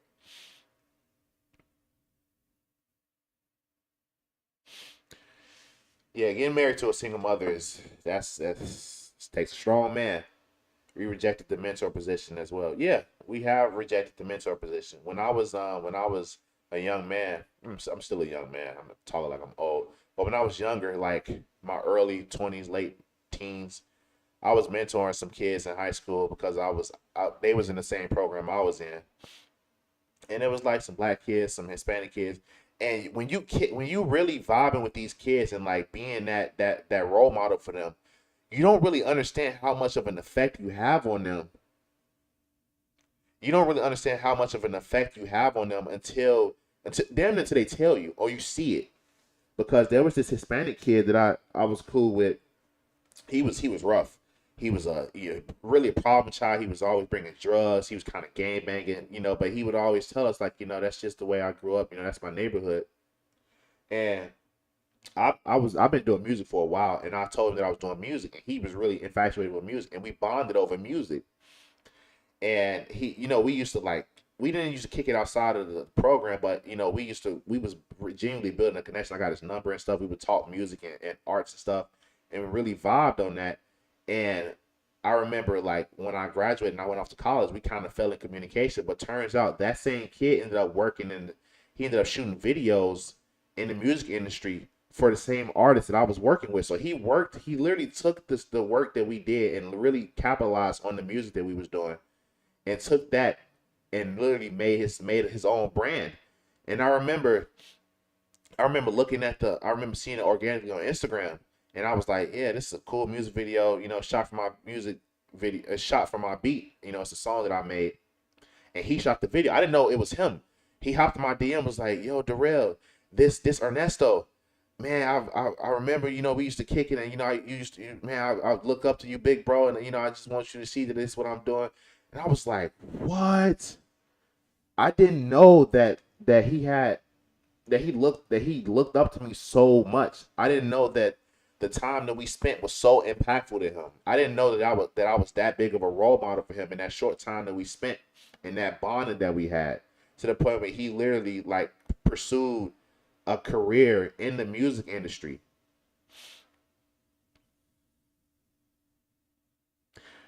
Kids listen. You just gotta bond with them. Kids listen to people. I think that they're more inclined to listen to their family or their parents because they relate to them, and they're the closest ones to them, and they should be able to relate to them. But if you can be a mentor. I tried to mentor my cousin, and that failed. Yeah, probably because they probably just looked at you differently. My cousins, my younger brothers and my cousins, they follow in my footsteps. They trying the best they can. I see them following in my footsteps. But you shouldn't even try. You shouldn't try to like coach them up. Yeah, you need to do this and do that. Just lead by example. I find that that's the best thing to do, because even the time that I spent with Ernesto, the Hispanic kid, who I wasn't related to, he saw what I was doing. He saw the fruits of my labor. He saw that I was having stuff. He saw that I was well connected. He could see it. Telling him is one thing, but if you can show him, that's why it's so important that we lead. Christ didn't just preach; he walked what he taught. He was an example. He took it all the way to the cross, and that's what we're supposed to be doing. That's a shame, but he'll come around once he realizes that what he's following isn't working. But we gotta lead by example. Telling him is one thing. My dad told me a lot of stuff, but he wasn't there to show me. So now I'm seeing what he's telling me later on down the line. But if he would have walked it like, how I could have saw it, it would have been a lot different. I could have, because really what kids are doing, they're just mimicking what they see. We already know that kids mimic what they see. But if you just telling them, it can go in one and go out the other. But if you show them, and if you show them, you damn near don't even gotta tell them. You almost don't even gotta tell them. If you just show them, just be an example. That's all you can do, is just be an example. I've set the example. I wasn't the best.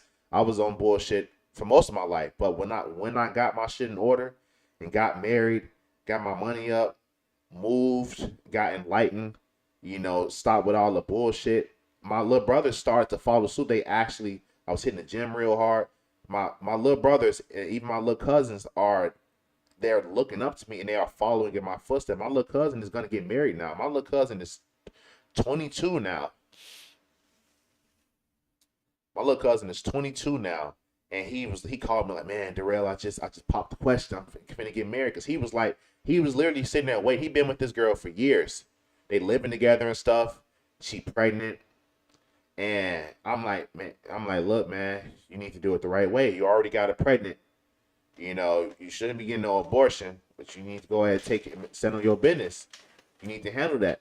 If you plan on getting married, what you waiting on? I'm like, you plan on saving your money to get this big wedding when you can go to the courthouse, get married for $10, get it, rectified, get a real marriage, certificate, get married legally, and then spend a fraction of the money you were going to spend on the big wedding and just have a good day for y'all, or take a trip, just you two. Get married, take a trip, and boom, that's y'all wedding. Y'all can just do the thing. You tell the people on the trip, hey, we just got married, it's our honeymoon, and they'll damn near give you shit for free. When we went to the Bahamas, we told them it was our honeymoon, and they were just looking out for us for the free. They were just giving us stuff. You spend a fraction of that, and then the money that you save, you can actually start putting towards the kid that you finna have. And now you don't have to worry about, oh, she's leaving. She don't have to worry about, oh, he's gonna leave, because y'all locked in, y'all married. All that, if y'all married, there's none of that. Oh, I'm just gonna leave. If you married, if I was decided I just want to disappear on my wife today, if I decided that today, because we are legally married, she can put in a missing person for me, and the police will go find my ass because we're married.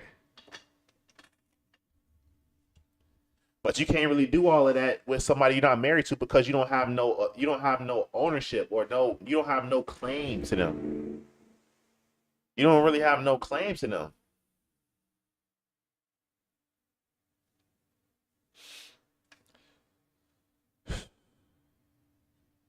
Yeah, man, we gonna get it together. But first, we got to get the men to lead by example. The men have to lead by example. They have to. That's the only way this is gonna work. Saying what you're gonna do is one thing, but showing it is way more powerful than just talking, because the kids want to see. Kids are visual. They want to see what it is. That's why they're so susceptible to propaganda in their TV show. At least you're married to a black man who doesn't get offended by everything and ashamed of nothing. Yeah. I mean, that's the thing.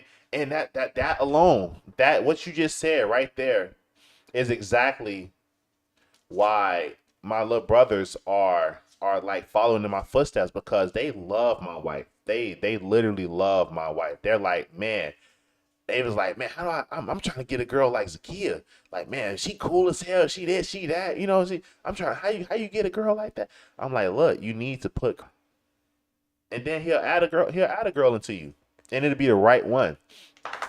It'll be the right one. But my little brother was like, man, I need to give me a dreadhead like Zakia. Dreadheads become now. No. It's not because she got dreads. Because if you get you a dreadhead, I'll guarantee that bitch gonna be doing magic on you. She's gonna be doing magic, bruh. She's damn near gonna be doing magic on you. You can't go based off appearance. You have to go based off values and morality. And he's looking for a girl, but I told him don't look for a girl. And he's sure enough, he's not looking for a girl. He's focusing on himself, trying to get his money up. He in the gym hard. You know, he's starting to barbecue now. He's trying to get into God. You know, he's trying to get closer with his father. And sound is off. That's because I think the thing, fucking, what's it called? It stopped working. The frames dropped, or the reception dropped, whatever it's called. But let me know if you can hear me though. Whenever you can't hear me. But my little brother he's following in my footsteps. I can see it. He's not trying to do it exactly, but he's definitely taking tips out of my book, because from what he can see. Yeah, if you find a woman that has her godly values, more than likely she's gonna be natural. She's probably gonna be natural. It's just, you know, you don't even have to worry about, oh, she gotta have natural hair, she's gonna be a Christian, because those two things are not mutually exclusive, but they are damn near closely related, because even my wife pointed out the fact that in the Bible, it was saying that a woman's, and I've seen this verse, but I forgot about it. It says a woman's long hair is her glory. Her hair is her crown. So these women walking around balding with sores on their scalps and nose rings and bad breath, and they smell like BBLs and necrosis, and wear all this jewelry, long nails, fake lashes. Those are daughters of Zion. So you can this dog just farted. He stinks. Oh. You can damn near tell just by looking. Not saying, damn. dog stink. Oh, hold on. I'm sorry. He really stink. If anybody got a pit bull, you know pit bull farts are horrible. Ooh. Oh shit. And you can damn near judge a book by its cover for the most part. Like when I saw my wife, I saw how she had a very confident, very petite walk, and she had long natural hair. Long natural hair, and I noticed that, and she had very healthy looking eyes. I don't know if that makes sense, but like you can tell people from there. You can see a person's soul through their eyes, and I could just tell when I saw her. I like her. Something about her, and I've never been one to really been attracted to women with fake hair and stuff. But when I saw her, I was like, yeah, it's something about her. She's special. And when I got to know her, I was like, damn, she really special. She cool as hell. She a vibe. We got a lot of the same interests. Fucking play. Yeah, I did get lucky, but it's also because I could have squandered it. It's one thing to see a girl like that and marry her. It's another thing to see a girl like that and try to use her for a body. A lot of guys see a girl like that and just want to use her for a body, but to marry her is very different. It's very different. So it's a lot of good women out here. You just got to be able to discern which ones are good or not. And 9 times out of 10, if she's wearing fake hair, fake lashes, and fake nails at the same time with nose and tongue rings and the tramp stamp and an ankle bracelet, what the fuck is that? Ankle trinket, whatever it's called. It's probably not a good fit for a kid, man.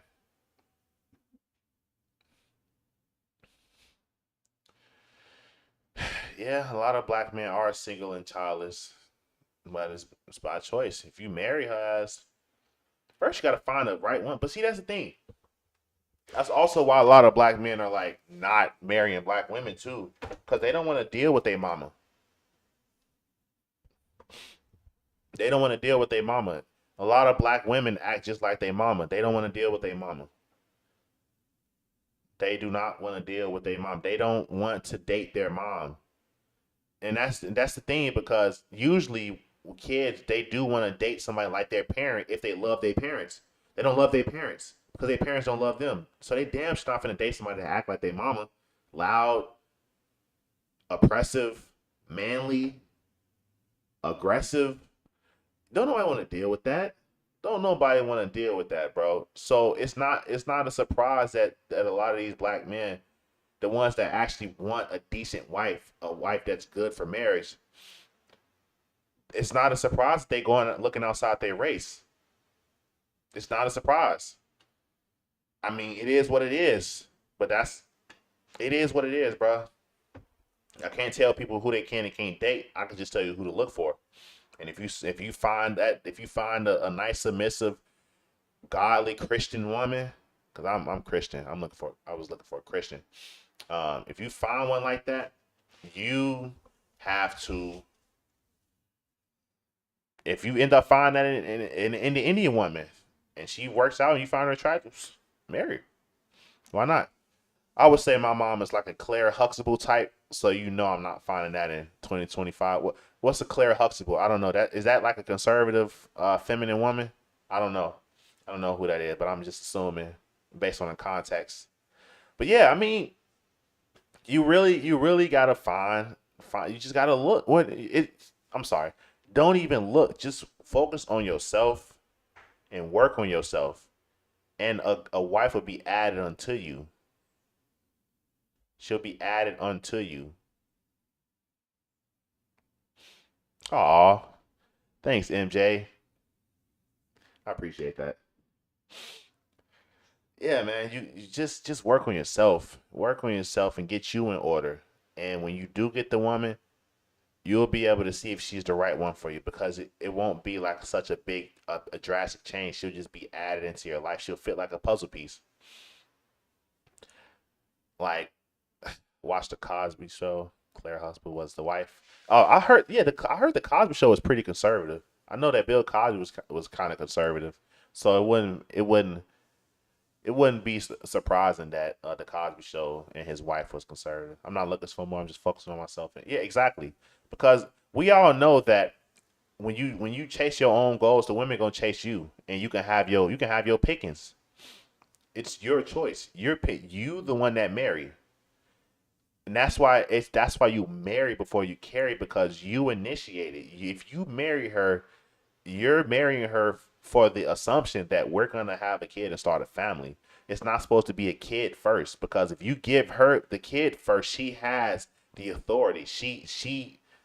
It's her shit now. So you gotta marry first. You got to, because if you don't, you don't have no claim. You don't have no authority. You don't have shit. You just playing house. Like, look at D. If you guys probably don't pay attention to like streamers and stuff, but look at DDG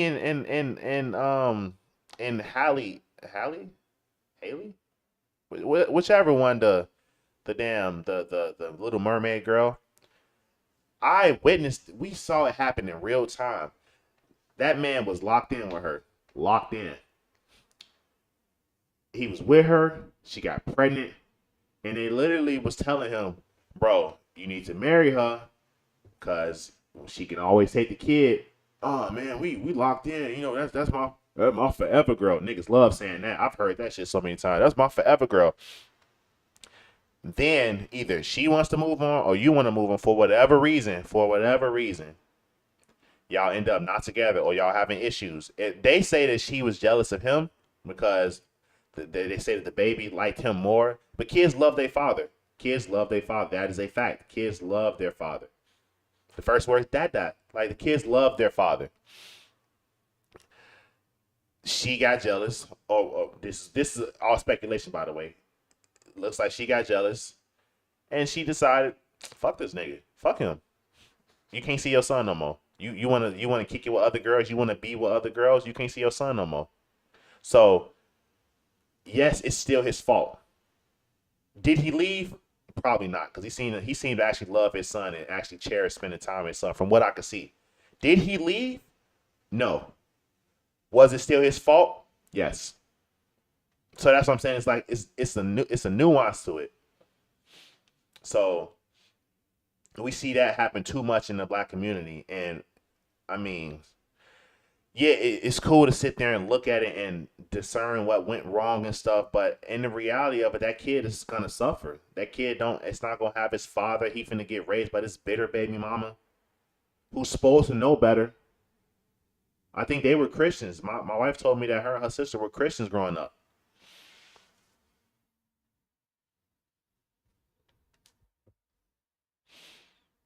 Right, yeah. Grew up in the Gold Coast, South Loop, 34, waiting for a wife. Yeah. And the thing is, with a man, you age like wine. You age like fine. If you keep yourself in order, you're gonna age like just beautifully. You're just the gray is gonna look good. The hair is gonna, you feel me? It's gonna be decent. Women don't have that much time. Women got like a very small window of when they can actually produce and do what they need to do, and even still be considered beautiful by a lot of beauty standards. Men get better with time. So it's actually better for a man to take his time finding a wife and work on himself.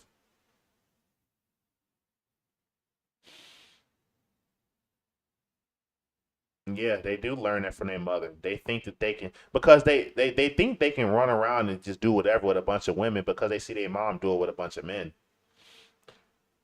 Shoot me, kill me. Don't shoot the messenger. I don't care.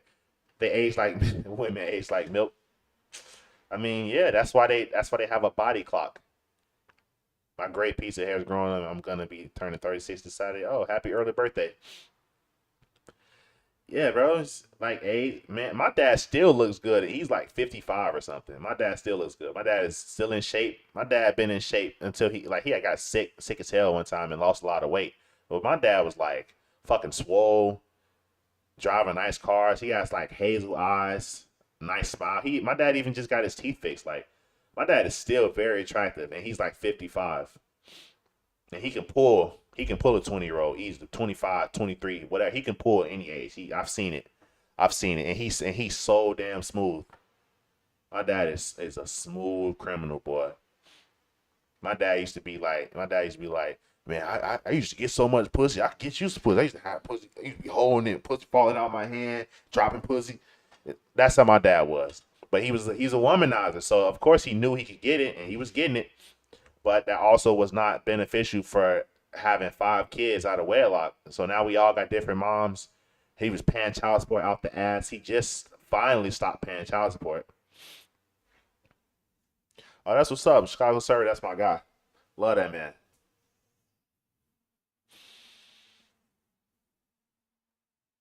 When they grow up, no father in the home. Yeah. You're absolutely right, bro. Absolutely right. Absolutely right. We gotta do better, man. I'm waiting for this girl to wake up. I'm trying to get some food. She needs to wake up. I am hungry. I'm just yapping now. But I appreciate y'all lit in the chat. I love it. I love it. Yeah, man, we gotta do better. If you grew up black, you've seen this like scenario play out time and time again. You've seen it. You've got to see it. You've literally seen it. If you didn't see it, you know somebody that told you about it. You saw. Oh yeah, me and Chicago Sir, we gonna do. We might do one later today. I don't know because I gotta work tonight. I probably could do one tonight before work, depending on if I can get. I don't know how much sleep I'm gonna get. Your oldest sibling is older. Oh damn. Your oldest sibling is older than 55? Damn, how old are you? You say he was a teenager in the 90s. Jeez. Yeah, my mom was really young. And my dad was like old. And like I said, they were just fuck buddies. So when she would tell me stuff about him, she was just telling him out of for whatever spite. I don't know what this, and it's so weird because my mom knew better because she had both her parents. My mom had both her parents. I know my granddad. She knows her dad. They're not together no more, but they literally, and this, oh man, I'm glad I brought it up. My grandma is a perfect example. When I ever go back to Chicago, I'm not moving back to Chicago. I visit, but I visited a bunch of times, so I'm chilling. Drink plenty of water with lemon. I just gotta start doing that. I want my skin to get better. Now that I ain't got no hair no more, my face all out, so I gotta make sure my skin on point. But my grandma is a perfect example of like, well, when she was younger, she was a perfect example of the glue of the household because she told me that when welfare came around, I'm gonna mention P Ray later, but she told me that when welfare came around, and they was doing a man in the house rule, she said that she rejected it because she knew that having a father in the house was more important than getting government assistance. She said that to me. She said she knew that having she said my kids need their dad. So why would I kick him out for some money? And I was like, wow. And because my grandma made that decision, and she said granddad, and my granddad was a pimp. He damn near still pimping. I mean, he married now, but up until he was married, pimp. 100%. You could tell by the way he talk, he a pimp. Tell by the way he ride, he a pimp. Look at the way he dress, he a pimp. He's still a pimp, but he married. He put up now. But his name is Poochie. With a name like Poochie, you know he a pimp. But she literally said that she followed him around. Like wherever he went, she followed her. She said she followed him. She said wherever he went, I was attached at the hip. She stayed with him because he was moving around. You know, I don't know if she didn't specifically say that he was cheating or whatever, but I did say he was a pimp. So wherever he went, she was with his ass and brought his ass back home all the time. She stayed with him because she knew that her kids needed their dad. That was the most important thing. And they used to talk about my mom and them used to talk about how granddad used to be whooping their ass, whooping the shit out them. But it made them better. But then, now I'm kind of starting to think because, I mean, my mom's married now. I guess my auntie and my mom both ended up getting married. But I don't know. They still kind of, they definitely still had their issues because granddad was like a severe alcoholic too. But hey, man, everything can't be perfect. But like I said, grandma knew that her kids having a father was the most important thing. And she said she rejected welfare because she knew that shit was not good for the family. And, it's cool. Like, and it's cool. And my grandma and my granddad, even though they're not together, they still cool. They can see each other. They can hang out. It's no animosity between them two. They both old. They not even hold no grudge. They both living their best life. My grandma had got married, but her husband died. My grandma actually been through it. My grandma had got married. Her husband died. Then she got a new man. And then he died. And now she got a new guy. And they just old. I'm just like, that shit's just so sad. My grandma used to be sad as hell. She was so sad when Al died. That shit was so sad because Al was such a good guy. But yeah, man, that she and mind you, my grandma is still black. She told me growing up that she learned that if you black, stand back. If you white, you all right. She told me that. She told me she learned that growing up. So she's still pro-black, but she's definitely more conservative, like socially. But she's still black. So there's that. And my grandma's a Christian. She's still a Christian. Go to church every Sunday. She be on the prayer line. She's definitely a Christian. Yeah, that generation does know the values of marriage. That's why it's so sad that a lot of them fell for that welfare shit.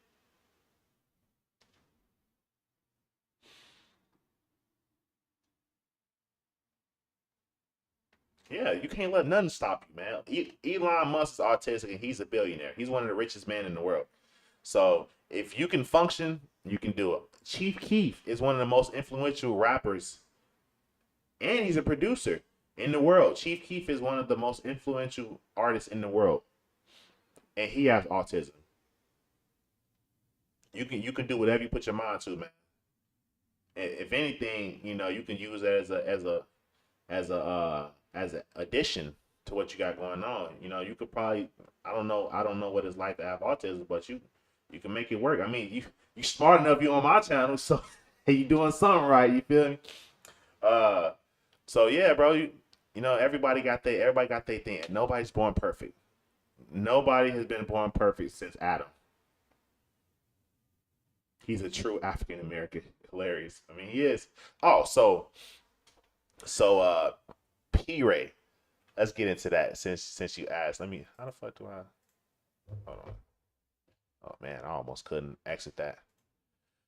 Let's see. Since we get on the subject of that. Wow, my keyboard does not work, bro. I gotta get a new keyboard. This is all bad.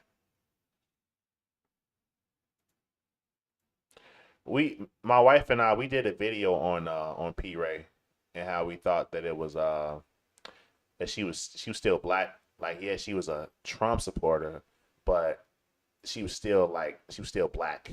And we're gonna explain to you why we say that. This is our page. You guys go check this video out. This is a very good video. Do you know she's with Brandon Johnson? We're gonna get into that. Just give me a second. This is our she finally got her statue.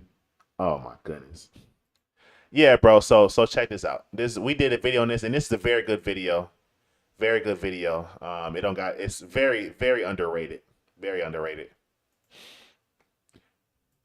Meetings this packed. I don't know much about her, to be honest. Well, I'm going to give you everything you need to know about her. Meetings this packed in a while. Is he listening to the people? I don't think that he necessarily is. They, meaning him and his progressive allies, came in with a very strict agenda that they're following to the T. But to that point, I want to thank our mayor for uniting the city in a way that we haven't seen since the '96 Bulls, and that's against him and this progressive agenda. Oh, I love that. Tell me this. You're uniting the city against him, but then now you're teamed up with him. Okay. Yeah, man. Man, we told Vashawn called me. This is how literally, Mr. Dennis is my cousin's uncle, so that's how I know Mr. Dennis. Mr. Dennis is a great guy. He literally called me. He literally called me and put Vashon on the phone, and I was telling him about what we thought about P. Ray. Chicago Red is our organization. Because we started this session with a prayer, I want to start my comment with the scripture. 1 Timothy 5:8 says, but if... You know what? Better yet, I'm going to go to that actual video. Chicago Go Red Opioid Settlement Fund. I'm going to go to that actual video. Because my little commentary and stuff is in it, but I want to go to the actual video.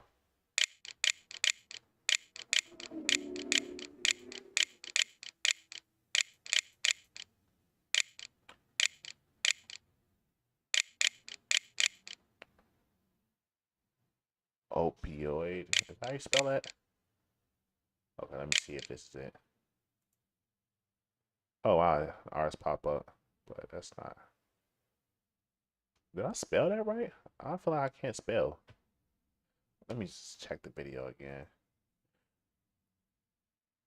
Oh no, that's my video. I'm so dumb. I don't even know how to find the video. She's Muslim. Oh hell no. If any provide not for his own and specifically for those of his own house, he hath denied the faith and is worse than an infidel. So I want to talk to y'all today about not going to hell. In the 37th ward, there was a family, the Jones family. Okay, so before we get into the story, let's talk about the verse. Let's rehear the verse. I'm just let me and Zaza start my comment with the scripture. 1 Timothy 5:8 says, but if any provide not for his own and specifically for those of his own house, he hath denied the faith and is worse than an infidel. So I want to talk to y'all today. So basically, take care of yours. Make your bed first. Take care of what you got going on. That's the baseline of it. So let's see where we go from here. About not going to hell. In the 37th ward, there was a family, the Jones family. Amarie Jones was standing in her family building that they've owned for 40 years, doing a TikTok dance with her mother. A bullet came through the window, hit her in the neck. She fell to the ground in front of her mother and bled to death.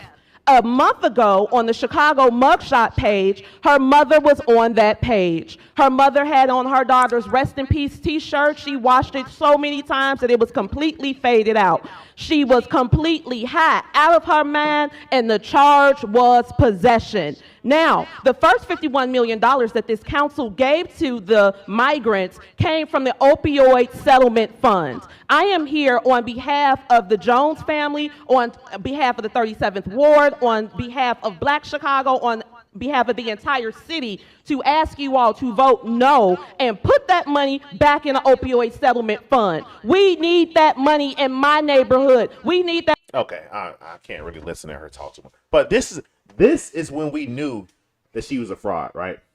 She came for you guys. Yeah, she came for us. She came for us because we calling that shit out. I'm not pledging allegiance to no niggas. I'm not pledging no allegiance to no group. Christ and Christ alone. I'm not into that group stuff, bro. I'm not with no movements. I'm chilling. It's just me and my wife. We called her out for this video because one, she used the death of a young girl as fodder for her claim. Two, we looked up the so-called woman that was in the that got arrested for possession, the mother of the child that got killed. Couldn't find no arrest history, couldn't find no police report, couldn't find no mugshot, couldn't find anything, right? Then she also said to put the money back into the opioid settlement fund because we need it in our community. Why in the hell are you advocating for an opioid settlement fund in the first place? That shit shouldn't exist. The fact that exists is communist in nature. Opioid settlement fund is giving money to people that overdosed on drugs. Why the hell does that exist? And why the hell do you want it for your community? Are you saying that your community is full of drug addicts and y'all need? Are you saying that you want to incentivize drug addicts for overdosing? Like, is that what you're saying? And we called this out in the video, and we saw we from that video alone we knew. And the fact that she started the video off with scripture, and the fact and she's Muslim, it's crazy. This lady's a grifter. And then she turned around and the dog's having a nightmare. She turned around and defended Tiffany Hanger because that's my friend. Hell no. That lady's crooked as hell. Crooked as hell. And you defended her because she's a black woman. How are you a conservative or claiming to be a conservative, but you're sitting there talking about we need to protect black women? Protect black women from who? What the hell are you talking about?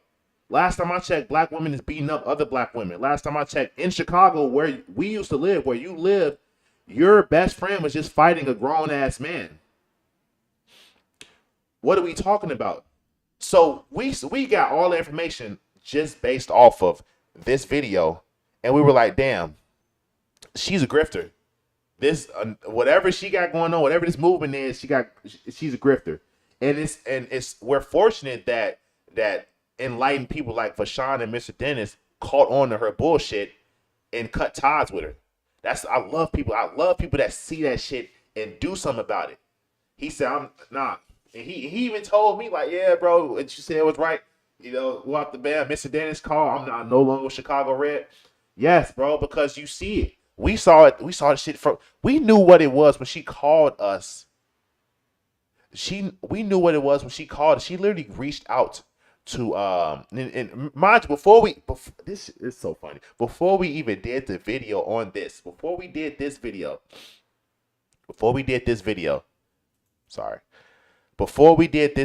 she called us. Before we even knew who she was, she reached out to my wife on Instagram because my wife had, or Twitter, my wife had her walkaway video was completely viral, like damn near 5 million views right now. But it was going viral, making its rounds and stuff. People love my wife. She called her. Yeah, you know, we got this organization, Chicago Red, you know, and we do this and we do, and I got my own radio show. This the first red flag. Yeah, I got my radio show. Al Sharpton and Reverend Jesse Jackson tune into my radio show every morning. What? Reverend Jesse Jackson and Al Sharpton listen to your radio and you're a Republican? Why would they listen to your podcast and you're a Republican? Why is that? What could you possibly be saying that they find enticing to their ears? Okay, first red flag.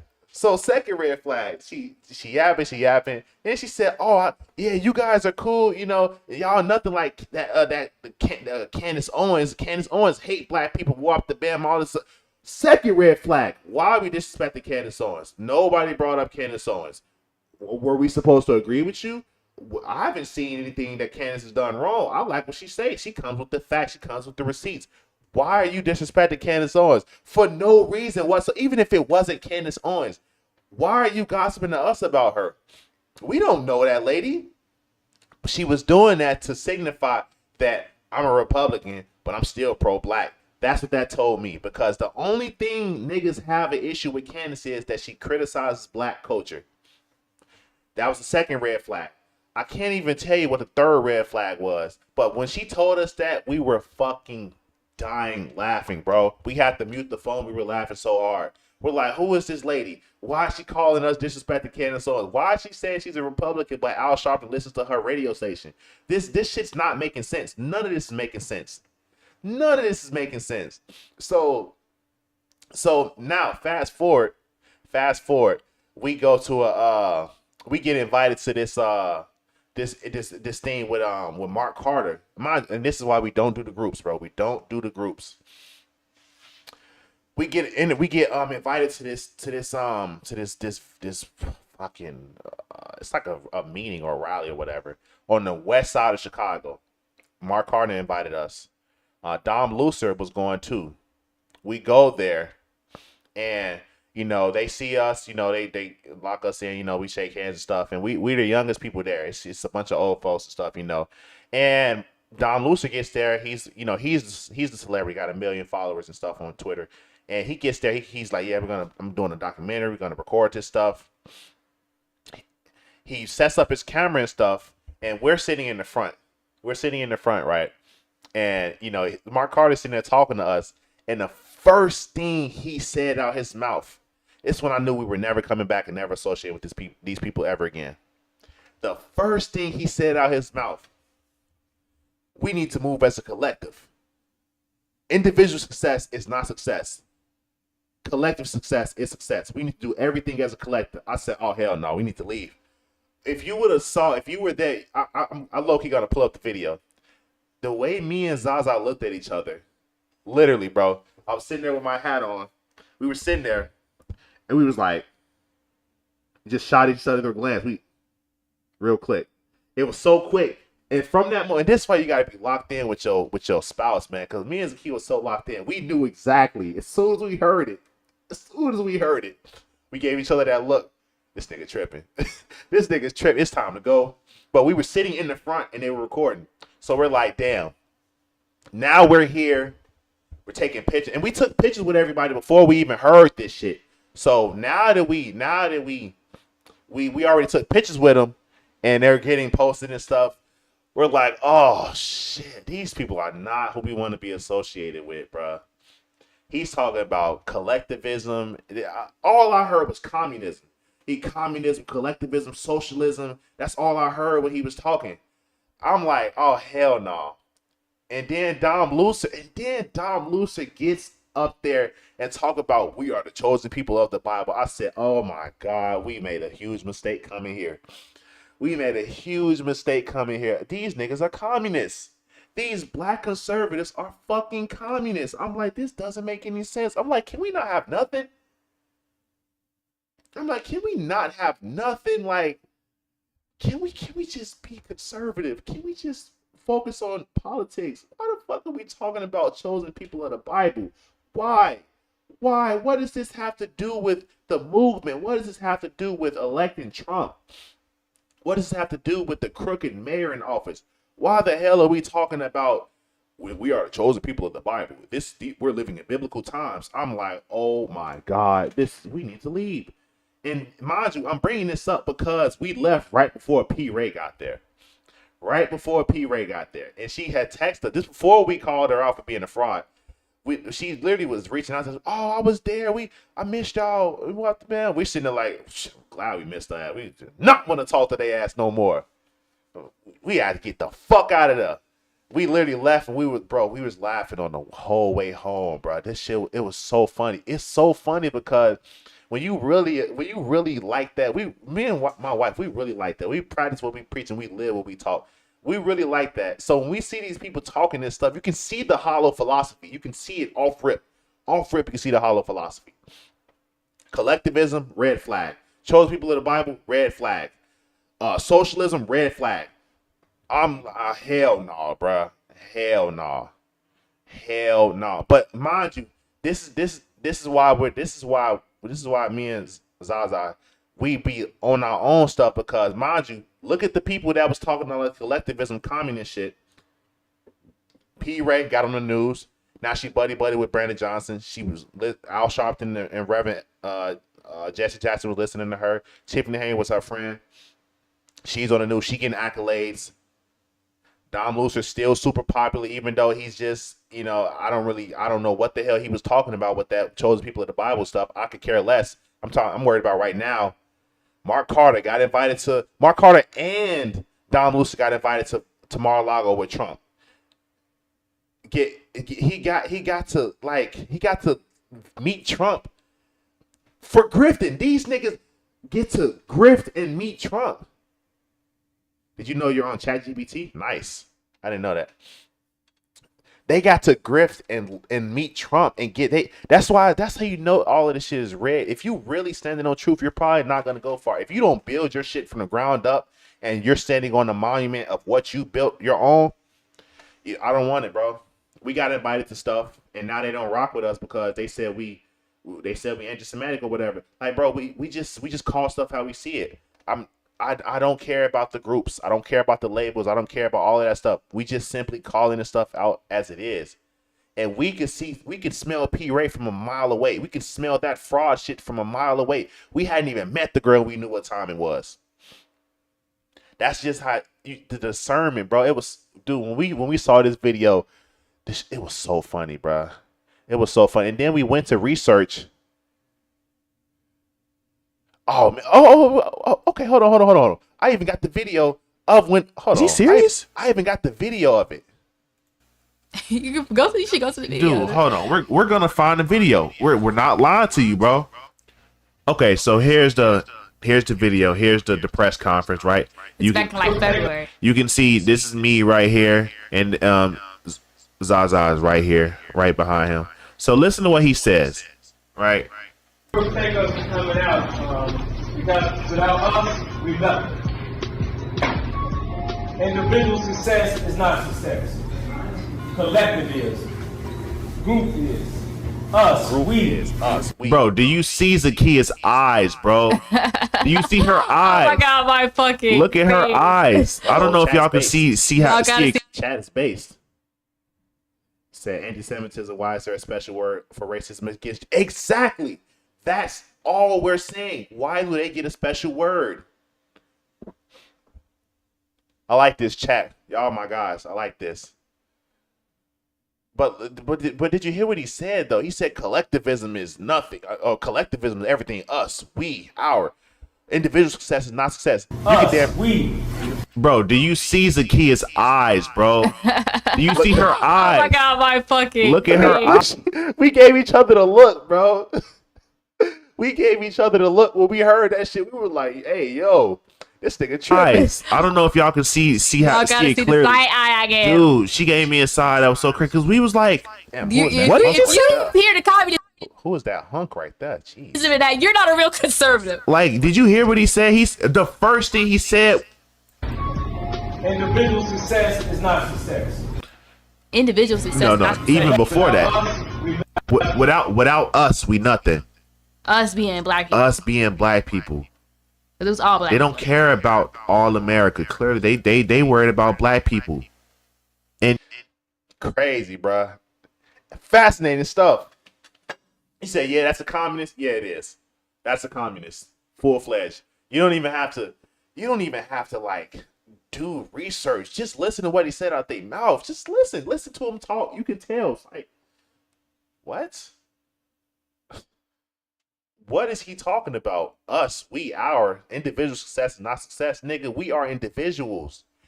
White people and Asians and Indians and Nigerians, they thrive because they are individuals. They don't get together and say, we need to make a Nigerian group and do this and do that. No, they build their shit from the ground up individually and maybe have a couple people that they can trust and do it. You know, and if they so happen to be Nigerian, they so happen to be Nigerian. But white people, they don't do that. They don't say, I'm going to build a company and only hire white people. They don't do that.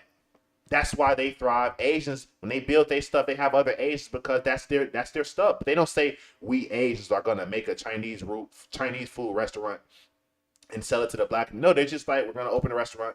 If you down, come on, let's do it. Let's work. Let's get it. Put your money together.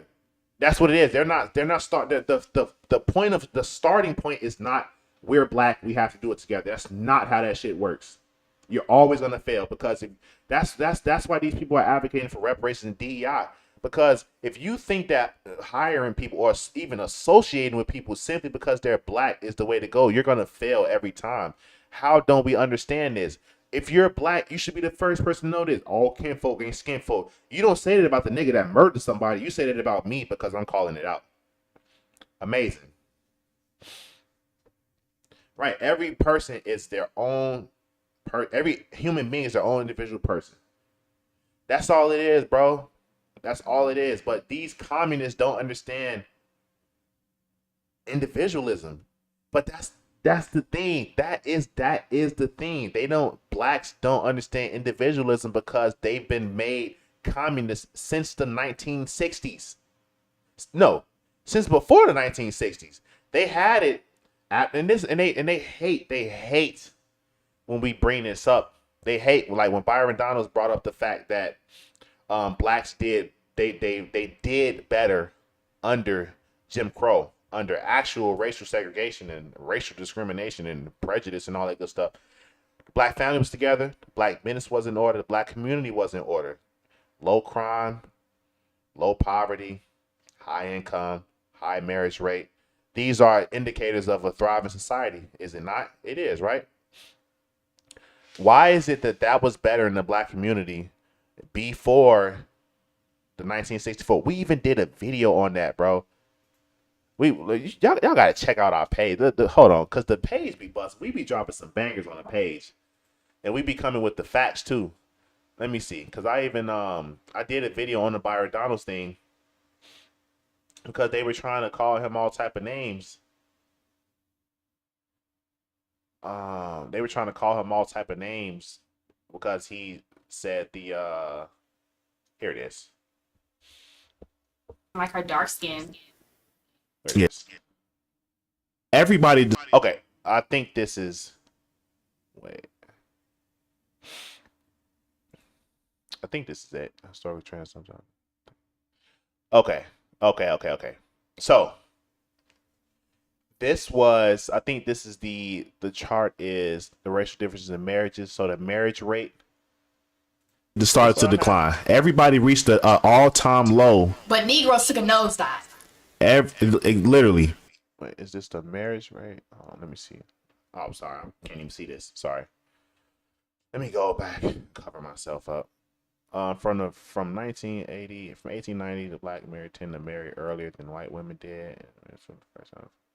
1950, black women actually more likely have ever married a racial difference. So this is the marriage rate, right?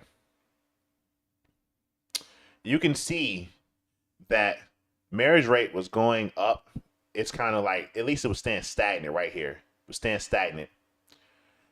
Civil rights movement right here.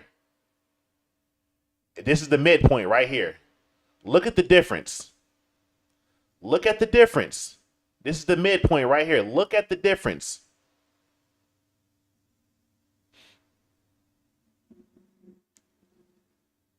Is this the same chart? It is.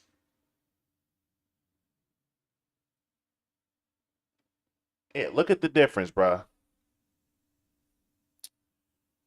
So when they say that this stuff, when they be saying this stuff, they really don't know what the hell they be talking about. They just be yapping. That's why they don't want you. Nobody's hiding any information. Nobody's hiding anything.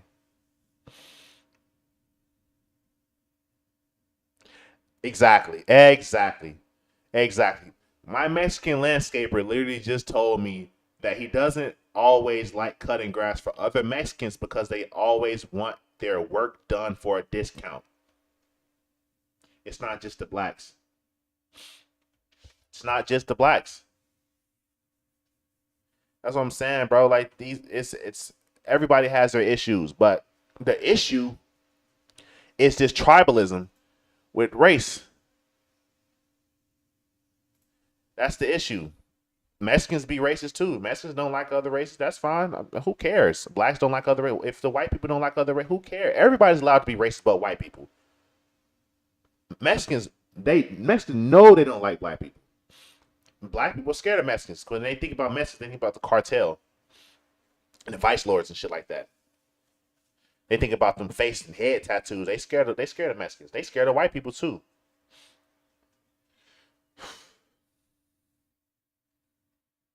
Yeah, man, we gotta do better. We gotta do better. Colorism happens in every skin color. Exactly. Within the black community, they make fun of people for being too black. You remember the rapper Akon? They was clowning him for being too black, and he was fucking African. Like people gonna complain about something. People always got something to complain about. That's it. That's just what it is. That's just what it is, bro. Yeah, but I think that might be all I got for today. I was just yapping. I was waiting for my wife to wake up, but she sleeps like a lion 22 hours a day.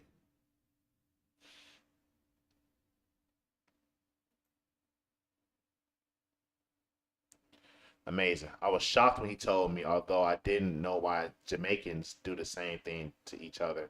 This is why my dad doesn't like living with a bunch of Jamaicans. Exactly. Who's your favorite black person aside from the people in your personal life? Yeah, aside from my wife. My favorite black person? Jesse Lee Peterson.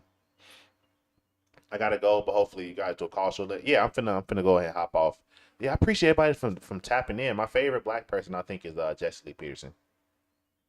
Yeah, yeah, definitely Jesse Lee Peterson. Love that guy. Yeah, man. So I appreciate everybody that was tuned in. Yeah, this is a busting live. The chat was busting. I love. Look at all the chats on the screen. Love it, love it, love it, love it. We might do a call show later today with Fashawn. We're gonna see what he up to. I might even do a little call show because I literally, it's so funny if Fashawn did the call show because I literally had the idea. I'm like, man, because I was watching Jesse, so I'm like, I want to do call show, but I was thinking my page ain't big enough for that. But yeah, we could probably do it later. Probably got to get some sleep though first, but yeah, guys, appreciate everybody that was tuned in. Y'all been an amazing crowd. I'm honored, and we catch you guys in the next video. Peace.